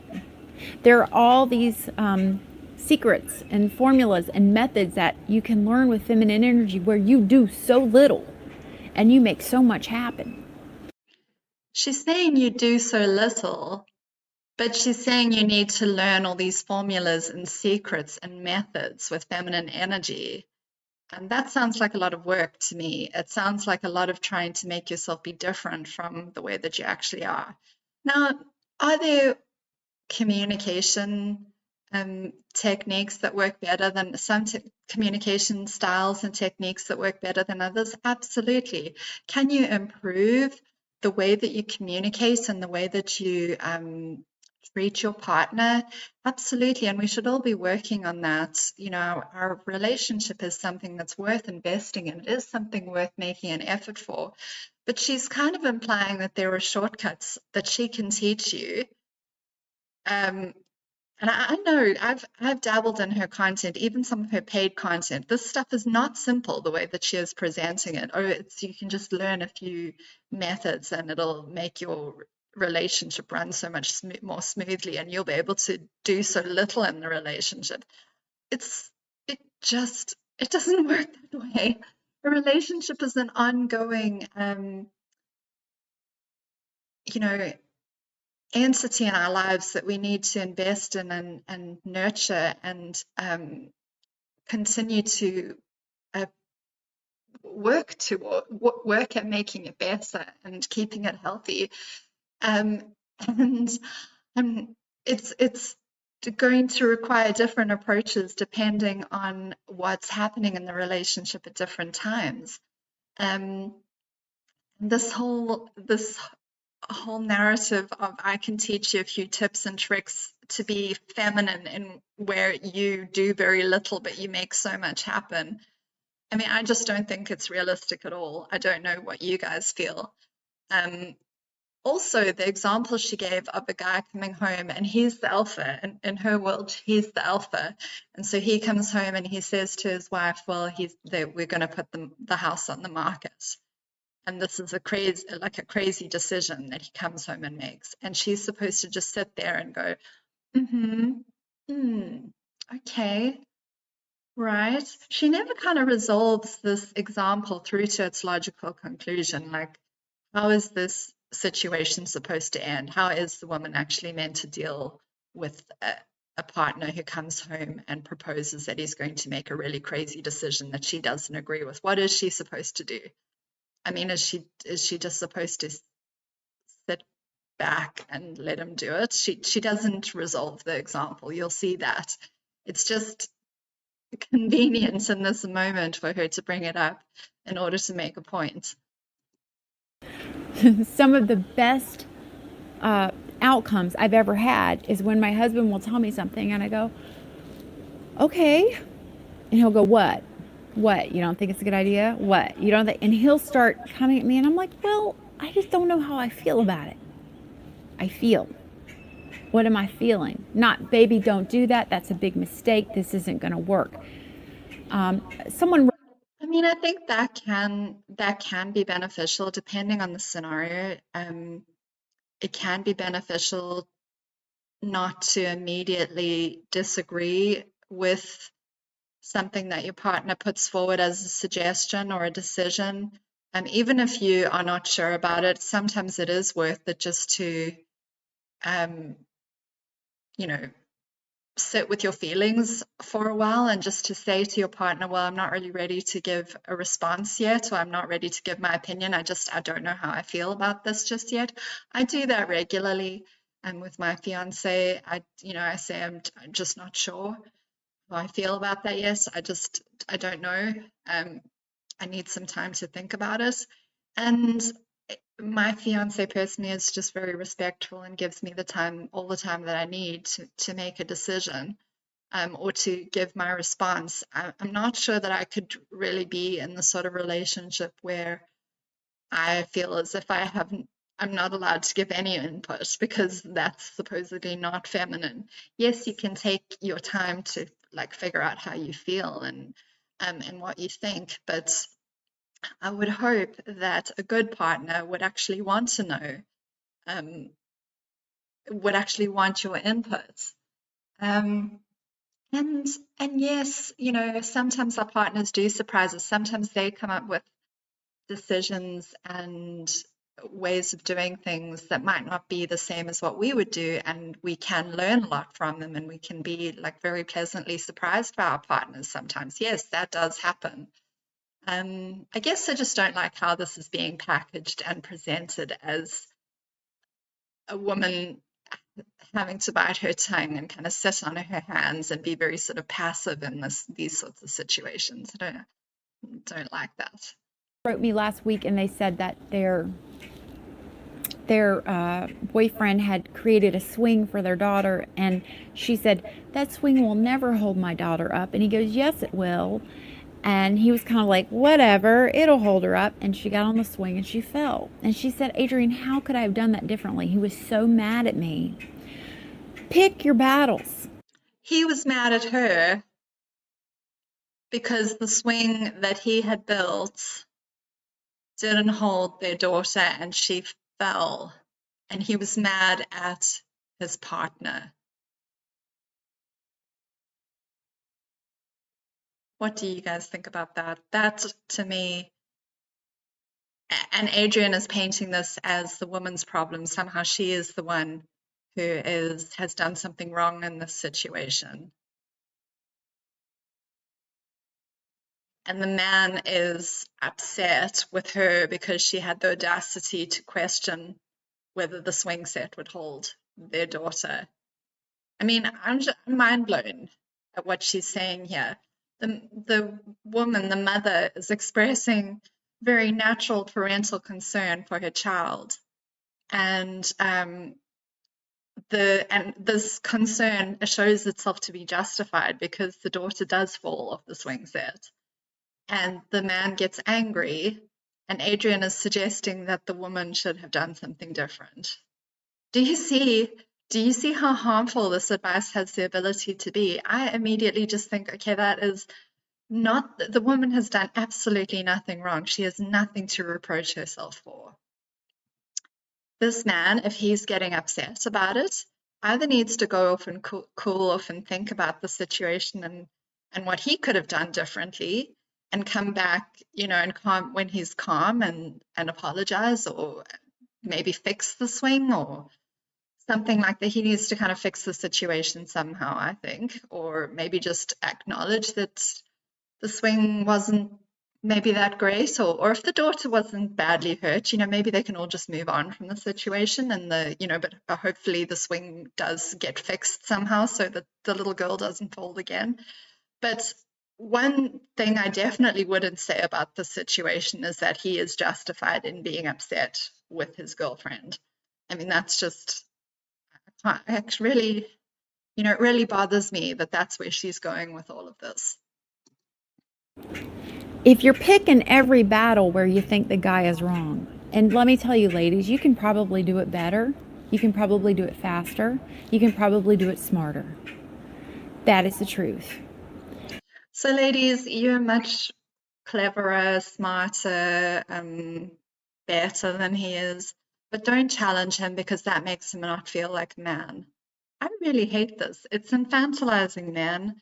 It's implying that they can't handle the truth, or they can't handle your honest opinion. And it's also implying that women can't express themselves in such a way as that they can make themselves understood and still be respectful, that they can still express concerns without disrespecting their partner, which is absolutely possible. And I think women are more than capable of doing that. But she is kind of implying that if you do that, if you express your concerns, you're challenging his masculinity. I just think this is so harmful. But we have to let the man do it his way. He will surprise you. I can't count the number of times that I am certain my way is better. And I let my husband do it, and it works out like clockwork. I mean, I have that experience too, to be honest. Sometimes I think I know what's best. In fact, it happens probably, at least a few times a week. I think I know the best way to do something, and my fiance has a different approach to do that thing, and his approach works out wonderfully, or he shows that, he knows things that I had never even thought of. So I do kind of agree with her here. That does happen. And that's why I think it's just so important to be a team. It's so important to be respectful of one another. No, you shouldn't be challenging every little thing that your partner does, but there is a way of just, it's implying that people can't communicate without challenging one another. And that's just not true. You, in a good relationship, you should have healthy, open communication where you can both just share your thoughts and opinions without the other person always being offended and challenged by it. Just sounds exhausting what she's saying. And my way was much more complicated, but it made so much more sense. Trust the guy. Protect your children. Before she gets on that swing, honey, can you try it out? Can you try it out for us? Let daddy do the work. I mean, that approach might work, I guess. Ask him to try the swing set out before the child gets on it. Yeah, I mean, that's okay advice, I guess. I just don't like the thought processes that she's encouraging women to have leading up to that. I think it's perfectly okay to question or express concern if you see an issue. You guys sit back and observe. You see how this works? It's a shift in your balance. It's a shift in your energy, how much you're doing moving forward, okay? Someone said, why are we so much smarter than men, and why is it hard to communicate with them? Well, I don't want to say we're so much smarter than them because I don't know how to build a bridge. I don't know how to set up an infrastructure that covers the entire United States. I don't know how to put in somehow phone lines that run under the ocean so we can talk to other countries. I don't know how to do any of this stuff, and I don't want to do any of it. Women do those things too. I mean, I know statistically there are far more male engineers and people in those professions than there are women. But that doesn't discount the fact that there are plenty of women who know how to do those things. And similarly, there are plenty of men who are in, what she would call female type professions, I'm sure. There are plenty of male, there are plenty of people of both sexes in all different types of professions. So I really wish we could get away from stereotyping different types of intelligence. Yes, do men on the whole, statistically, men tend to be stronger in certain areas, and statistically, on the whole, women tend to be perhaps stronger in other areas. But that shouldn't prevent us from seeing people as individuals with their own talents and their own qualities and things that they bring to the table. I know she was responding to a question where someone said, "Why are we so much smarter than men?" Those weren't exactly Adrienne's words, although I think she said something similar. But, I don't know. I guess the stereotyping still really bothers me. Okay, I don't want to dig a ditch. So it's not that we're smarter, it's just that we just have different powers. We have different things. Why is it hard to communicate? Probably because we're coming at him with this ram mentality of masculine to masculine, and you're going to butt heads. Again, she is painting every relationship issue or every potential for disagreement as there's only two options. Either you're going to challenge one another like two male rams, or you're just going to passively sit back and let the man be alpha and you're just going to observe and let him do his thing. She's not acknowledging that there's a third option, which is that you are teammates and partners and you talk about things in a healthy, non-challenging and respectful way, which, and that's what I find to be one of the most harmful aspects about this sort of advice, that it's not actually teaching people to build healthy relationships.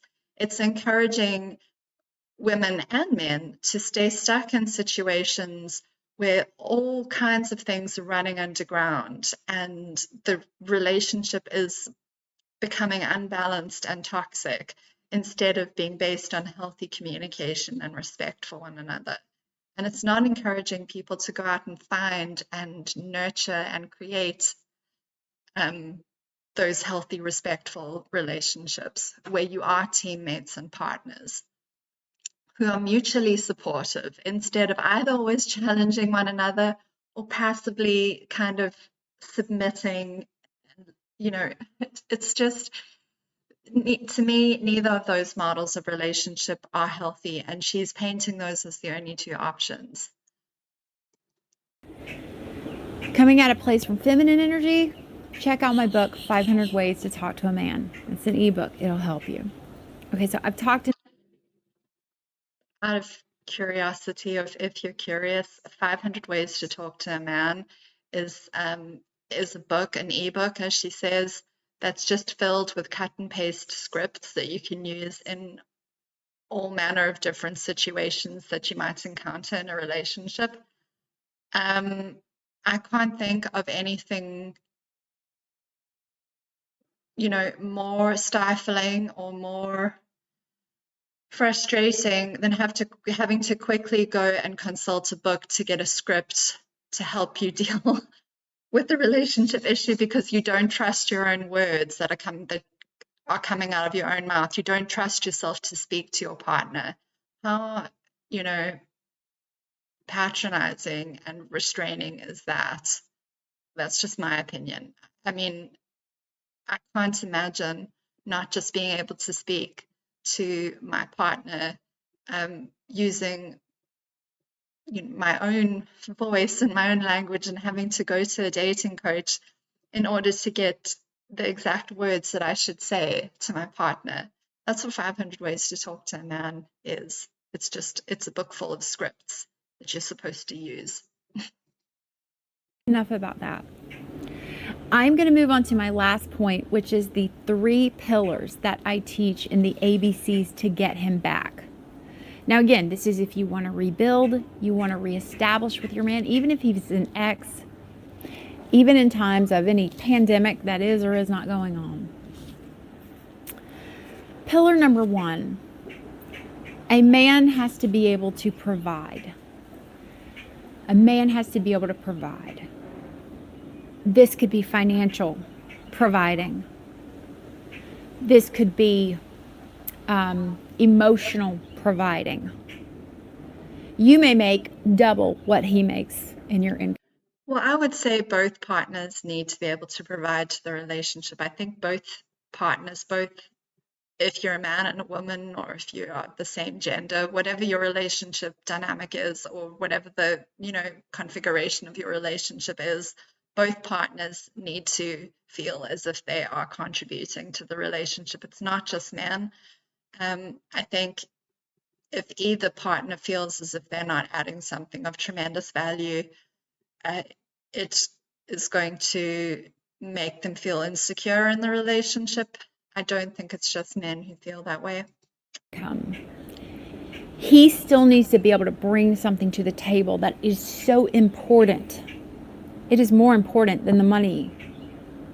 So he doesn't feel, number 2, competition. So she's suggesting the man needs to feel as if he's contributing the most important aspect of the relationship, whether it's financial, whether it's something else. I mean, just speaking as a woman, it's important for me to feel also as if I'm really contributing in an important way to my relationship. And not in the sense of goodness, if I don't contribute this thing to the relationship, he's just going to leave me, or I'm going to be not going to have value in this relationship. But just because when you love someone, you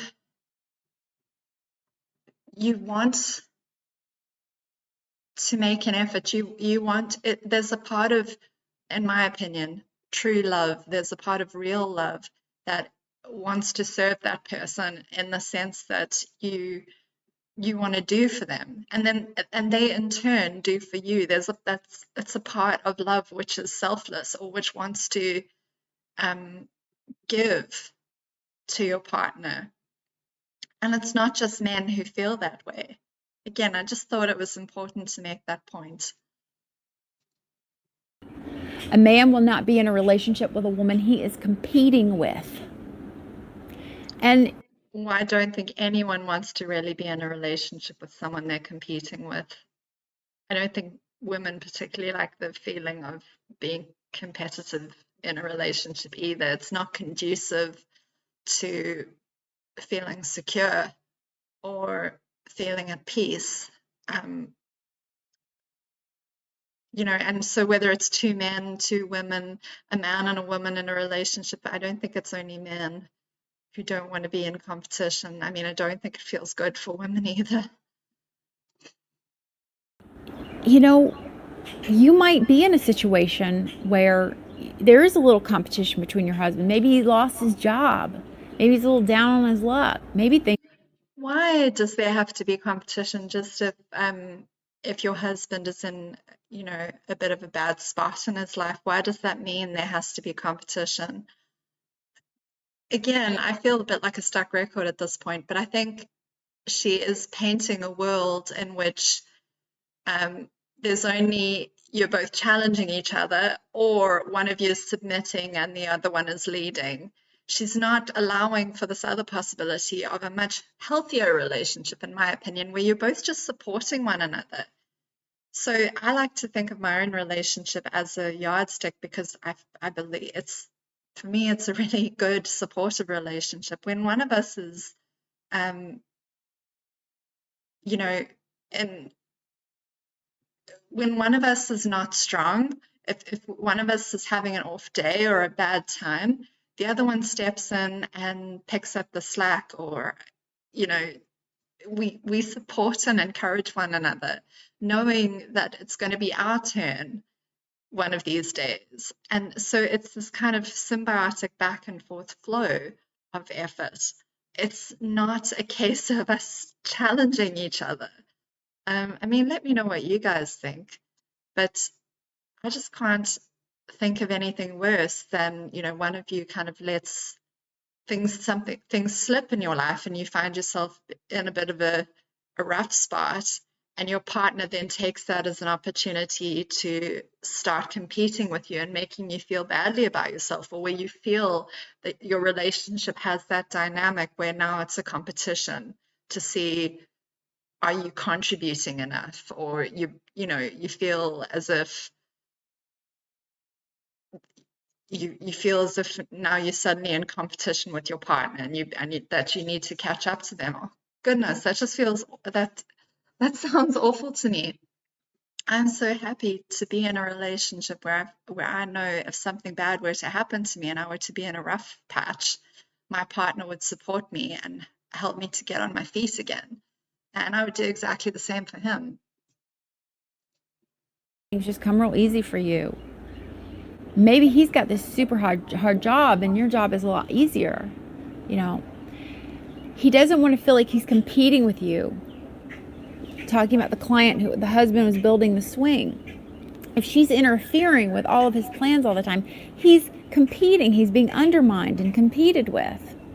Okay?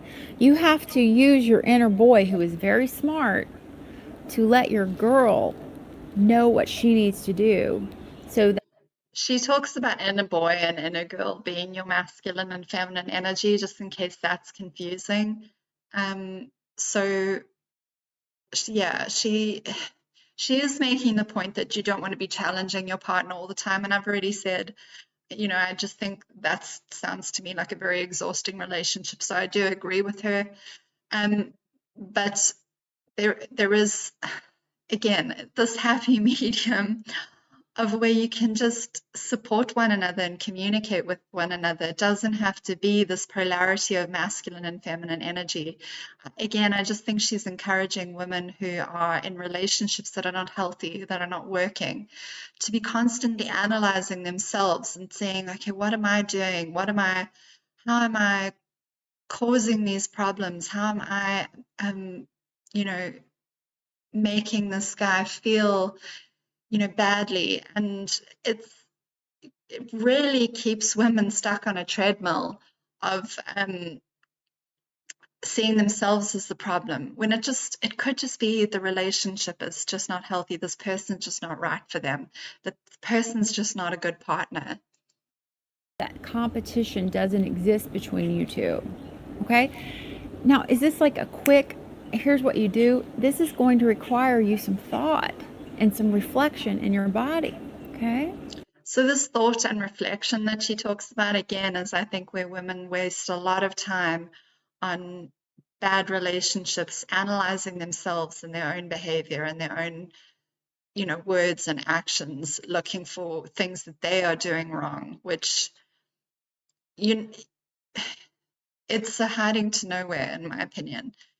You need to start off with a really good, solid relationship to begin with. The partner really needs to be a good partner, and you can build from there. But you can't create a beautiful, healthy relationship, loving relationship out of this, out of nothing, when you have nothing to work with. The ABCs to Get Him Back, it's a wonderful program. And so is FEM Tools for Dating. FEM stands for Feminine Energy Mindset Method. It's the obligatory sales pitch that I talked about earlier. She always has to pitch her own products in her free videos, which, I mean, okay, that's fine. Just be aware that she does that a lot. I have a dating protocol that is unsurpassed to anything you will find out there on the internet anywhere. And I don't agree. I think there are much better ways of dating. That's, of course, just my own opinion. I know what her FEM Tools for Dating protocol is all about. And in my opinion, it still allows for plenty of ways for people, women, to find themselves in toxic situations or get into bad relationships. I think there are much better ways of dating, but that's just my own feelings and opinion about that. And by it, and it works. People tell me every day on my Instagram, my Facebook, how wonderful this is working in their lives because it's natural, it's not manipulation. I'm Tell me honestly, if you really think that nothing that she said in this video so far is not manipulation, or that that's a double negative. So tell me honestly whether you think anything she has said in the video so far is manipulative, or do you think this is true that her method doesn't involve manipulation? Because I think it does, and we're going to see even more examples of manipulation as we continue with the video. a woman, I've lived it. I'm not a guy with a marketing degree who's found a way to wiggle myself into women's hearts and I think she's talking about the likes of Matthew Hussey here. manipulate their outcomes. That's not what I do. I've lived it. I've lived it. I've coached it. Judge for yourself. Okay? Judge for yourself. We talked about he has to provide, he cannot compete, and he has to be able to maintain.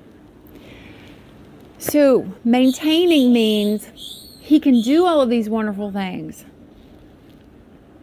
but he can keep doing them. He's not just on an upswing and feels like having a family January through August. He wants to do it all the time. Why does he want to do it? Because it feels good to him and he feels like a man. Well, I would hope that he wouldn't only commit to his family because it feels good to him and he feels like a man. I mean, I think again, that's setting the bar really low. I would hope that a man also recognizes his responsibilities as a father and a husband, so that he's not just doing what he needs to do when it feels good, but he's doing what he needs to do because it's the right thing to do, because he has the strength of character, because he recognizes that this is something that he has to invest in. It's something he's building. It's his family that needs him. I really, really, really don't like this narrative that men only do what they need to do for their wives and children because it feels good and because they feel like a man. But also that I would hope that we set the bar higher, that men, the right kind of men, the men that we want are also the kind of men who do those things when maybe it's not easy, when maybe it doesn't feel good, but they have the strength of character to continue to do what's right, even maybe when it isn't easy, even maybe on days when they're feeling a bit low. It seems to me as if she's kind of giving men an out here. So if he doesn't feel like a man, it's okay for him to skimp on his responsibilities. Don't like that. All right? Feels good to him and he feels like a man. We don't want to make a man feel like a man by us manipulating him in some way, flattering him. But just that very statement, make him feel like a man, I think it's inherently manipulative. It's not really up to us to make him feel like a man. He either does or he doesn't. I don't know, like I think she's trying to backpedal what she's saying and say, oh, but I don't want you to be manipulative. But I don't know if there's any way around it. If you're offering these strategies, they are manipulative in and of themselves, I think. Bowing down at his feet, having a hot meal when he walks in the door, that isn't how it works. Okay, that's a myth. Okay, those are manipulative action ways where you're giving to make something happen with the man. That's not how feminine energy works. And I know it's so confusing at first to understand this. Is very nuanced feeling at first. But once you make that transition, I always tell It's confusing because it doesn't really make sense. It's full of contradictions. And I can honestly tell you, I listened to this sort of content for years. Maybe in total, it was about 7 or 8 years. That is a long time for me to try and understand what all this feminine, masculine energy stuff is all about. And I can honestly tell you, no matter how long you spend listening to it, it doesn't really make sense. It's still confusing. And that's because it's meant to be. A lot of it is about selling products. A lot of it is about the coaches just saying whatever is convenient to say, depending on the agenda that they have at that particular time. So, yeah. Everyone, I'm like, if you watch my video and you're angry and you're like, how does this work? You're about to make a breakthrough. So don't worry about it. You're on your way. Okay. I don't know, that doesn't really make sense to me. If you listen to this and you're confused and you're angry and you're like, how does this work? It means you're about to make a breakthrough. Can you offer any proof of that, Adrienne? All right. So I'm going to take just a couple of questions. And I would love to take a question from someone who is, have an ex that you're trying to reconnect with, and also a married couple that you're, trying to reconnect with. And then we'll see what else I have energy and time for. So, you guys, I'll scroll through, but I would love to have like an ex situation. You might be using the ABCs, and I can follow up with you, or you're married and you're needing some advice. I love to repair marriages. That's one of my favorite things to do. So go ahead and ask any question you may have. Okay. So Monet says, if the man you're trying to rebuild with notices a change in your behavior and actions and asks what's wrong or why you're acting differently, how should you explain this? And I believe by this, you mean feminine energy. Well, if you wanted to, you could say, well, I'm learning a new way of speaking and being that feels more natural to me. I feel more like a girl. And I'm curious what you think. And go to, I'm curious what you think. But you can say, yeah, I'm doing some things to improve myself. I'm doing some things so we can communicate better. It feels so wonderful that you noticed. Okay. Clara says, I'm confused. Should I make dinner, clean house for my partner? How feminine women behave. So if you clean the house, you clean the house because you like a clean house. If you like making dinner, you make dinner because it's food that you want to eat. I know from being part of Adrienne's Facebook group for a time that this whole aspect of how she expects women to behave is something that her followers find particularly confusing. So you're saying we should be feminine. Does that mean we should clean the house? We shouldn't clean the house? We should make dinner? We shouldn't make dinner? It becomes very confusing. And Adrienne's response is, okay, well, do it if you feel like doing it or if it's what you want to do. I don't necessarily think that she is making allowances for the fact that in a relationship, again, to me, a relationship is a partnership where both people contribute. And sometimes you don't necessarily always feel like doing your part. Sometimes, there is a sacrificial element to a relationship. Sometimes you come home and there are just things that need to be done. And you don't always necessarily just feel like doing it, or it might not just be what you want to do. Sometimes you just have to in a relationship because things need to be done. And she's kind of suggesting that women just do only what's good for them. It's a little bit of a selfish mentality that she's encouraging here.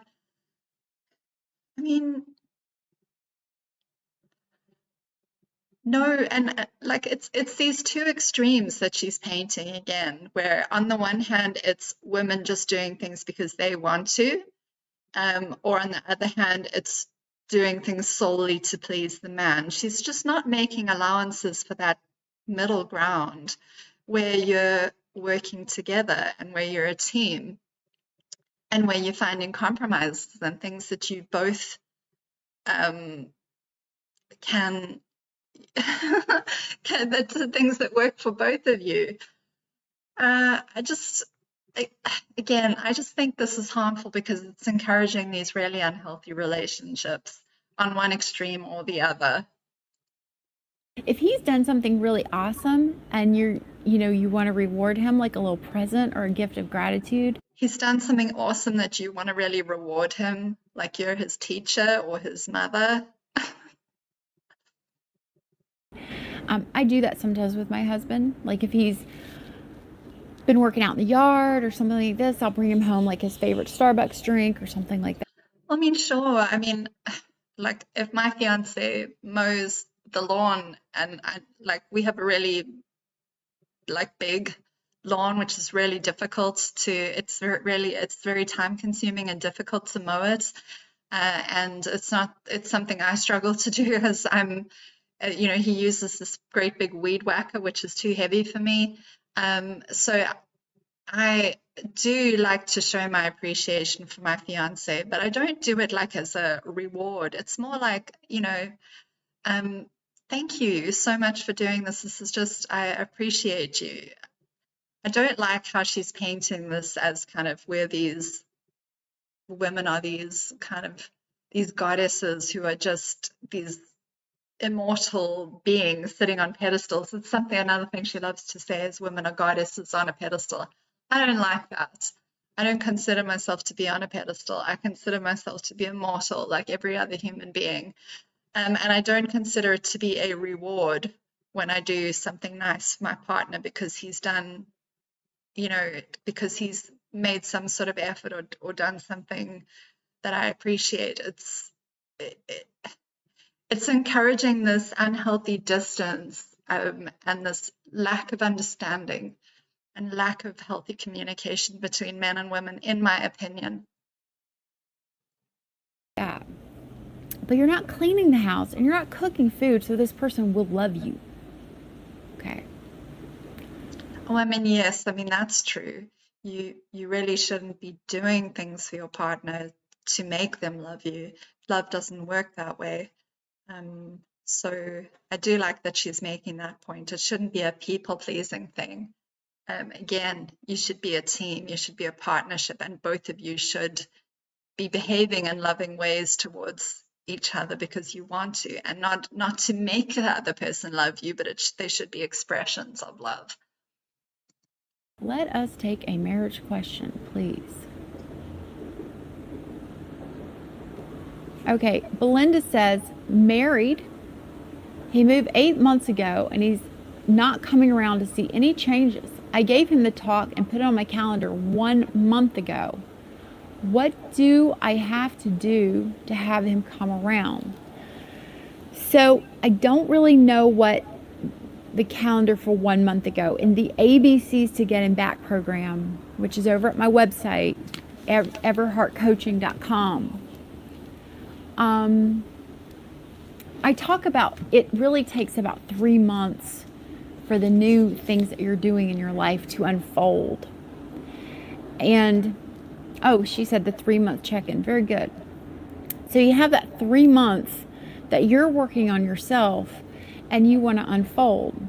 And so I gather from her protocol when it comes to getting back with an ex is that you give it 3 months after the breakup, and during those 3 months you work on yourself, kind of making yourself happy, making changes to yourself, that are positive and that are going to help you to feel more fulfilled in your life, those sorts of things. And then after 3 months, you can reach out to your ex and see if they want to reconnect. I gather, in a nutshell, that's what her strategy for getting back with an ex is. So I just thought I'd provide a bit of context there. I have my own thoughts on that on her whole approach to, what she calls rebuilding with an ex and getting back with an ex and all that sort of thing, this whole 3-month protocol.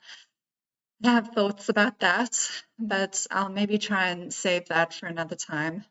I'll just hear what she advises this woman to do. So when you say you reached out to him, are you talking you did the Hail Mary pass with him?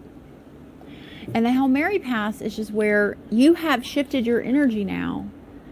And so when you send that message to the man, he feels your energy is different and it's shifted. Now, what do you do if you send that Hail Mary and the Well, very likely your energy will be totally different. And here I will just offer my perspective. Your energy will be totally different if you are away from an unhealthy relationship.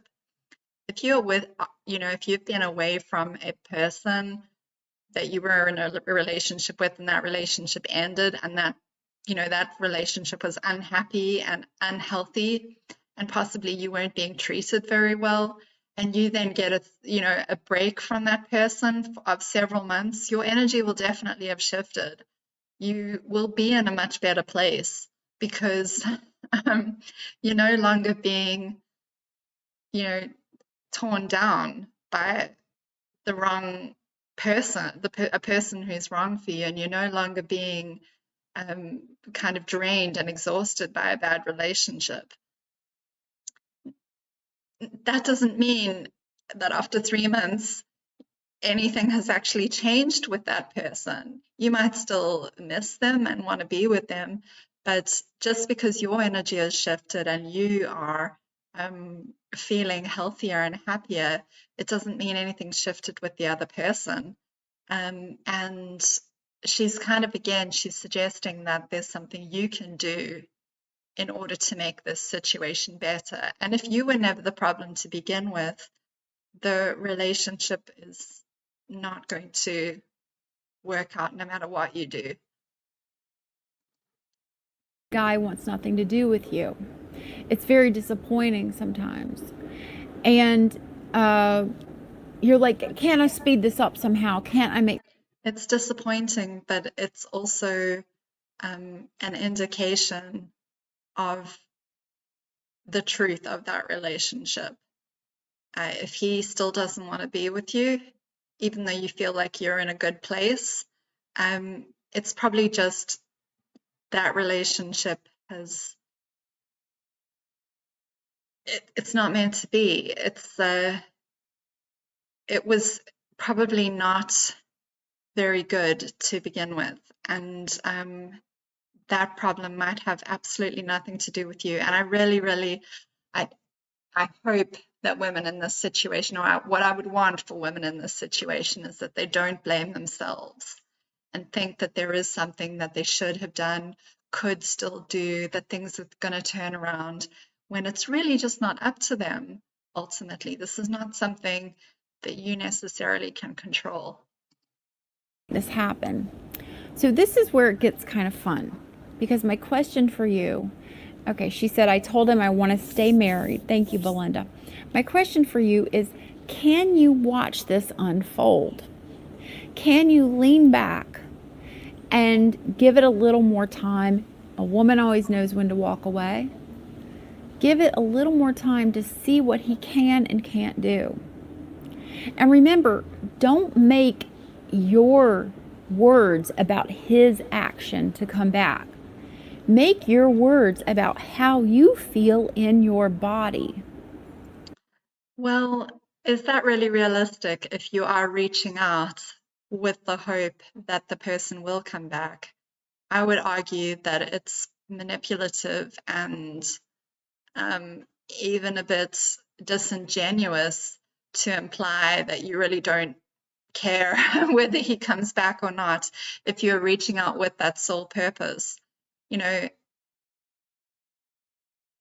Obviously you're trying to reconnect, and so it would be foolish to think that you can do that without any thought or intention of this person also coming towards you. So I don't know what she means when she says don't do it with any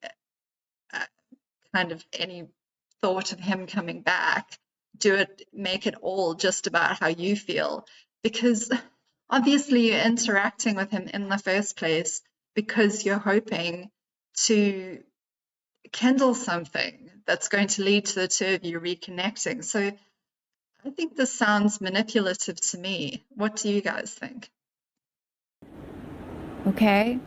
So one of the things that really, I think, changed things for Jeff and I is that, and I talk about this in another video, if you can take that quality that your man has, that quality he has, that it actually maybe even cause you guys conflict. You know, for example, with Jeff, he considers himself to be a very even-tempered, giving, nurturing person, and very peace-minded. He considers himself that. I don't always agree with that, right? But this is something that he really feels strongly about himself. It is what he feels sets him apart from all other people. So you find out what that quality is in your man. It's going to be something different in him. And I know this is a deep dive, okay, but hang with me. This is a game changer. What I'm telling you right now, ladies, is a game changer. Find that thing that he feels most people misunderstand him about, but that he is very certain makes him feel special and unique. You got to think on this one. You got to go over some conversations and find out what it is, okay? So the lady I was talking to who is married, if you have something like that, pop it up in the comments, but I'm going to keep going. So you're able to say to this person at some point, you know, you really have this nature about you that you are a lot more gentle and loving than most people. And I'm sure that that's caused you some opposition in your life. And I'm sure that some people have never understood you for that. But, you know, I have to say, it's something that I've seen in you, something that I notice in you. And it feels wonderful to, have that quality in you, or feel that quality. And you leave it at that, you see. So then you become that one person. So she is outright suggesting that you lie to the guy. You find that quality in him that he's particularly proud of, that he feels makes him special and unique. And even if you don't agree that he has that quality, even if you don't think he's like that, even if this quality is something that caused conflict between you, you pander to him and you lie and you say, well, I've noticed this quality about you, and I think it's amazing that you have this quality, and I'm sure that it's caused conflict with other people, but I think it's fantastic that you're like this. How is that not manipulative? How is that not manipulative, Adrienne? You say that this whole feminine energy, your whole approach is not manipulative. That is manipulative. It's outright deception, and it's causing, you're encouraging women to use subterfuge and sneakiness and to be insincere just in order to make someone feel a connection. That connection's not actually going to be real if that's what they're having to resort to. That one person who gets him unlike anybody else does. So you're trying to paint yourself as a person who understands him, and you're that one person who's unique, so that he sees you as special because you understand this quality about him, even if other people don't see it. Even if it's a complete lie, even if it's something that you 100% have to lie through your teeth about. Okay? You see how this works? So that is a really, not the best example, but you got to figure this one out. And I do have videos on that out there about how to find this one thing that the man really needs in life that he's not getting. He's been suffering with it everywhere he goes. and you say, you know, I see this, and I can understand why a lot of people would get turned off by that. A lot of people wouldn't like you because of that. A lot of people wouldn't understand that, or a lot of people would take you for advantage of that, you know, for granted for this or whatever. But I see it, and I think it's remarkable. I think it's one of your best qualities. She's just encouraging you to lie in order to soften the guy up. What do you guys think about that dating advice? And then that person again feels like you get them like no one else gets them. That is your ticket into someone's heart. Okay.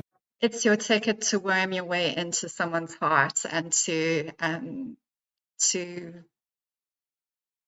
create a connection, even if it's not real, even if it's a little bit false. It's to make them think that you appreciate this quality about them, even if you don't. Um, and how are they going to feel, and what's going to happen to your relationship when the falseness of that gets uncovered as you go down the line, where it becomes apparent that you are playing a role and you are putting on a show that you understand this person, even if you don't. How is that going to translate into your relationship's long-term success? What kind of relationship are you building where you have to be disingenuous like that? Okay. She says, I seem to be the one almost all the time. Then don't be the one. Stop communicating with him. You got to go quiet for a little while. You got to put that Hail Mary out there. You don't keep putting the Hail Mary out there. You put it out there. And you say, you know, I'm here. It would feel so good to just talk. What do you think? When he does call you up and talk, it is not about fixing the relationship. Remember, we're going back to wearing the yoke. It is. I do like the fact that she says, don't always be the one making the effort. If he's not making the effort, you don't just keep putting yourself out there and keep doing if you're not getting anything in return. If the other person is not reciprocating, I think that is good advice. So I'll give her credit for that. Not about fixing the relationship. It's not about going over who said what went wrong. It is about, hi, this is like we're talking for the first time in a long time. Wow. But sometimes things do need to be talked about, and sometimes you can feel as if, if they don't get talked about, you can feel as if you're going to explode. And why are you so afraid to talk to this person? I mean, no, you don't want to dump everything on them, hours and hours of deep talk about everything that's gone wrong the very first time that you communicate with each other again. But at some point, if there are things that need to be talked about, you will have to have those conversations. I hope she clarifies that. How's it going? Oh, I feel so happy hearing your voice. I wasn't sure. You see, and he only texts, so stop. She does encourage this whole language of I feel pretty excessively, and I think it can feel pretty unnatural. I don't really like it. I think women who follow her content and her advice tend to get really, really caught up in using what she calls feeling statements, where everything is about just, I feel this, I feel that, I feel the next thing. And that's how you're supposed to talk to a man as a woman in her, using her approach. And I just think it can feel really unnatural, it can feel really wooden. It's supposed to convey this kind of soft, inviting energy. And instead, I think it can actually be really frustrating because you're using words which might not always express exactly what you're trying to get across. Stop texting him. Belinda, I'm beginning to doubt you have the ABCs to get him back. Because in that, I talk about if someone keeps texting you, you can say, it's felt wonderful connecting. A phone call would feel lovely. What do you think? I made this point in the video that I did on Matthew Hussey's confidence challenge. coaches like this love to kind of demonize texting, and they make phone calls sound like they're a much better thing. But honestly, if this is someone you're hoping to have a relationship with, why are you not spending time with them in person? A phone call is really not any better than texting, really. It's fine if you're already in a relationship and you want to, maybe you're apart for a bit and you want to stay in touch. Phone calls are a fantastic way to keep in touch that you're or with someone you're already in a relationship with. But it's not a way to get closer to someone. Phone calls are not any better than a text. In my humble opinion, you should be spending time together in person. That's the only real way to build a relationship. Okay. Ladies, can you take a moment and give me a thumbs up if you're enjoying this video? And if you haven't already, please subscribe.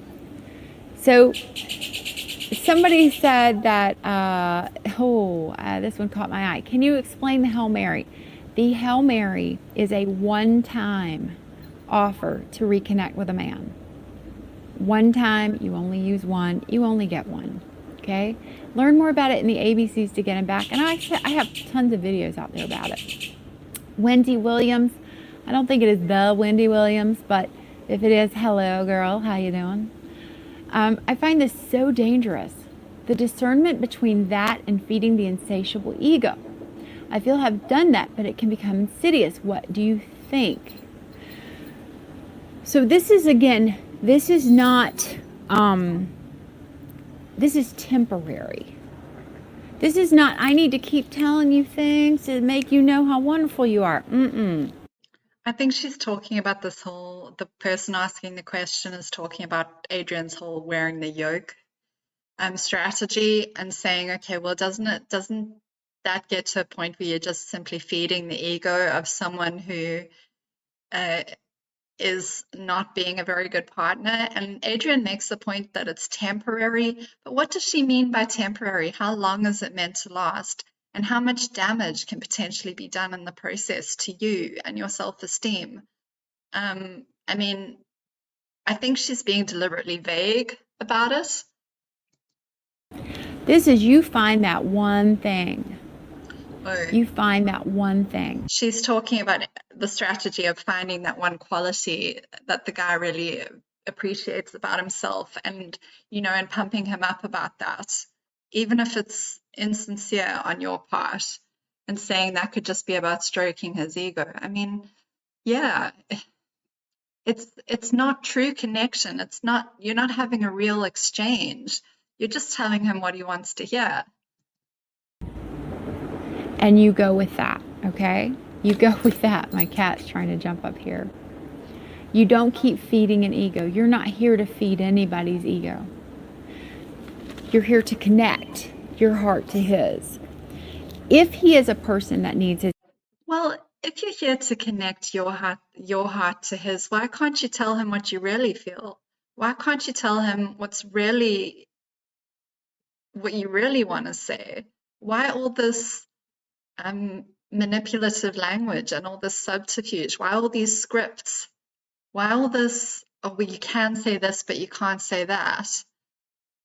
If it's really about connecting your heart to his. Ego fed to feel good about himself. I had a client not too long ago. She said the man kept saying to her, I want you to be crazy about me. I want you to be crazy about me. That's what he's looking for. He's looking for a groupie. He's not looking for a high quality feminine energy woman. He's looking for a groupie. And you can say, wow, well, I want to feel crazy. What does that mean? What does that look like? Because I think crazy is crazy. Crazy in love is crazy. Okay, yeah, okay, and an audience. So the wonderful thing about feminine energy work is that you're not working on how do I keep him happy so he stays here. You're going to connect, you're going to reconnect, and you're going to rebuild. That's what I'm talking about. But what if you don't? What if you do all these things that Adrienne has suggested in this video, and what if it doesn't connect with him? And what if you don't rebuild? And what if he still doesn't want to be with you? How long are you suggesting a woman keeps doing this? And at what point do you give her permission to say, okay, well, this guy's not right for you? You know, I think this is the dangerous treadmill that women who watch these sorts of videos get on. They're with a person who is not making it easy to be with them, and they feel like they need to try out all these different strategies in order to kind of keep this fragile connection going. And coaches like this are not helping them to recognize the signs of when this relationship is it's a dead end, and how to avoid those relationships to begin with. That's the sort of advice I think would be more helpful. About here, it's a process. It's not how do I keep feeding you so you will stay around. It's reconnecting.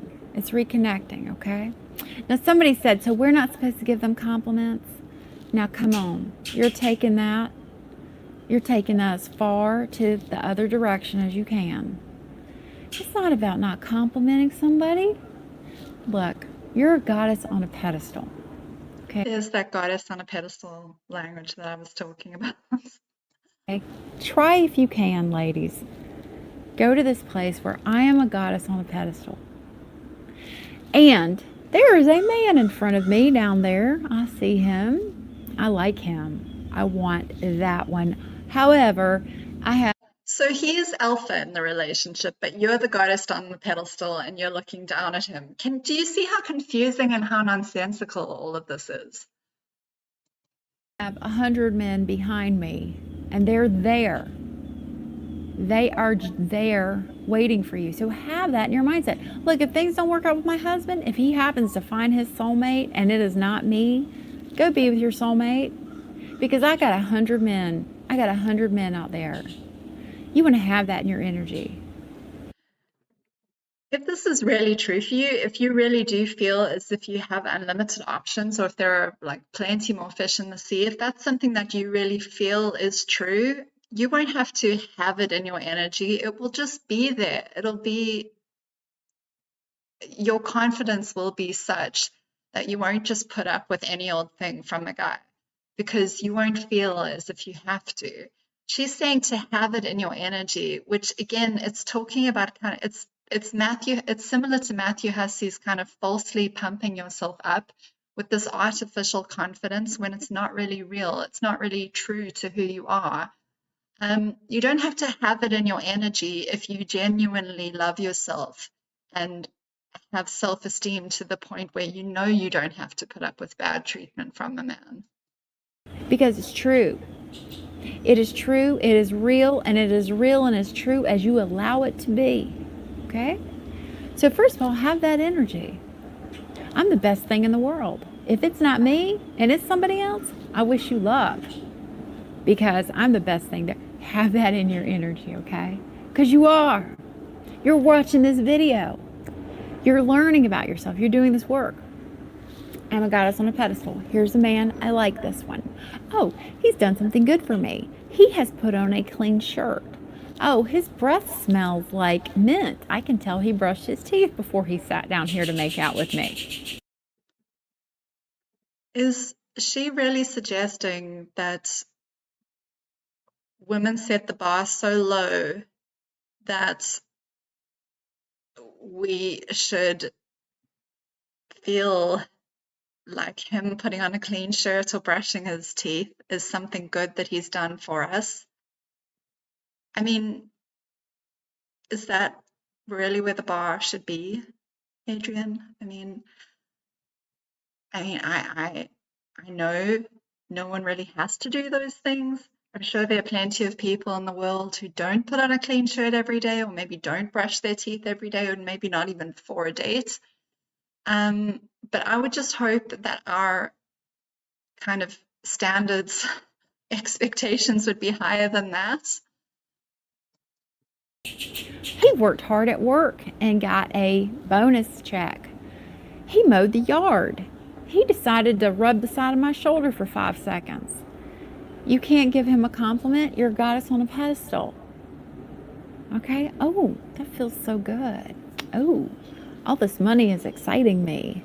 Oh, that yard is just so gorgeous. Wow. I don't know.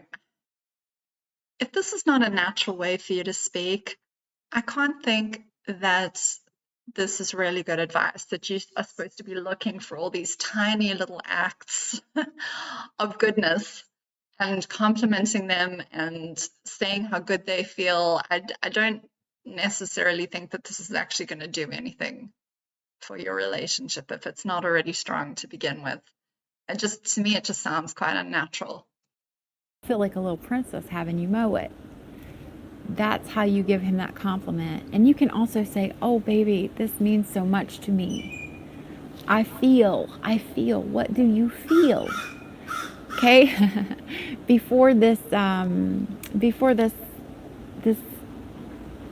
live video I'm doing, my husband helped me set up my camera. He's doing this stuff for me. He doesn't have to do anything for me. You see? All right. So I'll take one more question from you, amazing girls, and then I'm going to go. Please check out my program, ABCs to get him back. Now, somebody made a contribution, and you're too sweet. Tanya V. Let's take a question from Tanya V. She made a donation. Nobody ever has to make a donation, but thank you. It's very wonderful. So, Tanya V, honey, why don't I go ahead and take a question from you? And please give me thumbs up on this video, girls. I've had up to 600 people watching me live. And I would love it all if you could all give me a thumbs up. And just be gentle with yourself. Just understand that this isn't something that, you just can lock into overnight. It takes practice. It takes commitment to yourself. I can tell you for a fact, because I know these women, I've spoken to these women, there are women who have been following her and coaches like her for years, years and years and years, and hanging on their every word, bought all their programs, watched all their videos, and still don't understand this because it is freaking confusing and it doesn't really make a lot of sense. And it kind of keeps the clients or the followers on the back foot where they never feel like they can fully grasp the content or the advice, or they never fully know what they should be doing. And it keeps them purchasing more content, more programs, more classes, more books. It keeps them watching the videos because they're hoping that they're going to finally get it after all. And they're not really seeing the results. There are women like the ones I've spoken to who have been stuck in toxic relationships for years, who are trying to use the advice of coaches like Adrienne Everheart to help them fix relationships that are unfixable. And they're caught in this cycle of striving and feeling like there's something that they can do to turn things around. And videos like this encourage that. And as I say, I know that this is true because I was friends with those women and I spoke to them and they confided in me. And I just found it heartbreaking. Commitment is a big thing. Why are you doing this? Why do you want this relationship to work out? Get your answer. Keep going with the why. I want this man to love me. Why do I want this man to love me? Well, because he'll make me feel special and make my world. Why do I need my world special? Why do I need this? Why? Keep following that why and see if you can't get to that place, okay? I don't know if it's the why of the relationship that we really need to keep following. I think it's our own feelings that we need to keep following. I think our own feelings, whether they're feelings of anxiety, frustration, confusion, heartbreak, grief, sadness, disappointment, whatever the feeling is, I think those are the feelings we need to be listening to. It's ourselves that we need to be tuning into more so than the man or the relationship, in my humble opinion. If we're in a place that's we don't want to be in. It's ourselves that needs the attention rather than the relationship or the man. That's just my perspective. All right, Tanya, you're not asking a question, honey, so I'm going to let everybody go. Oh, Belinda, how to date still married with COVID? Well, I mean, if you're married, I know that y'all are apart, but if you're married, you got to get together at some point and have a little quarantine in the house for a little while till you're confident that both of you are okay. Some say that's 2 weeks. Some people say in about 5 days. You got to do what's right for you. It is your life. It's your business. Ultimately, that's how you would get together. And again, I'm not a health expert. I'm going by what I read on websites and get from the CDC. And then you can also have video chats. You can connect. You can keep them very short and sweet. So they do not turn into a therapy session for a man. And you just connect. All right, everybody. Tanya, thank you. Thank you, Tanya. She just said she wanted to say thank you, and she's learned a lot from me. I'm so happy to be part of your life. All right, I just got the low power message on my phone. Thank you, girls, for all these questions that you've asked me today. Thank you for opening your heart and being vulnerable with me and everybody else in this little mini class we've had here today. Remember, go slow with yourself. Think about that commitment you have to yourself and your relationship with yourself first before the guy. You know, how committed are you to your happiness and your well-being? Find out what's really important to you. Everybody, thank you so much. So she talks about being committed to your own happiness and what's important to you, but she spent this entire video talking about how to treat him and how to make him feel special. So I just think it undermines that message, really, doesn't it? For the love. Stay well. I'm going to flip my camera around and show you some beautiful scenery I'm seeing right now. Look at there.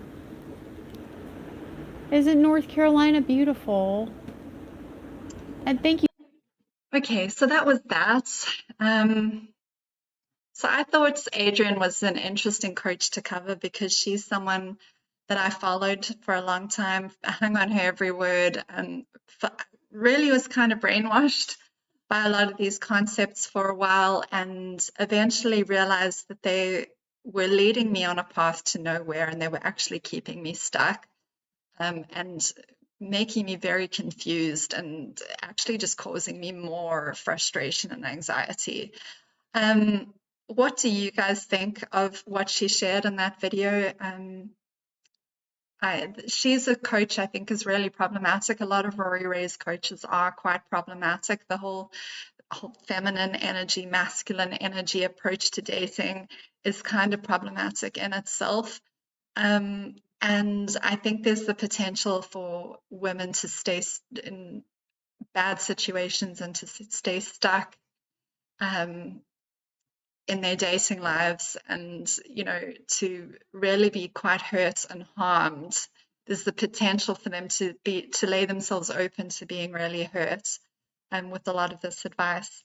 So let me know what you guys think, and yeah, I'll keep covering content like this. I think it's really important. I'm finding it interesting to go back over some of the content that I used to listen to now that I can see the problems with it.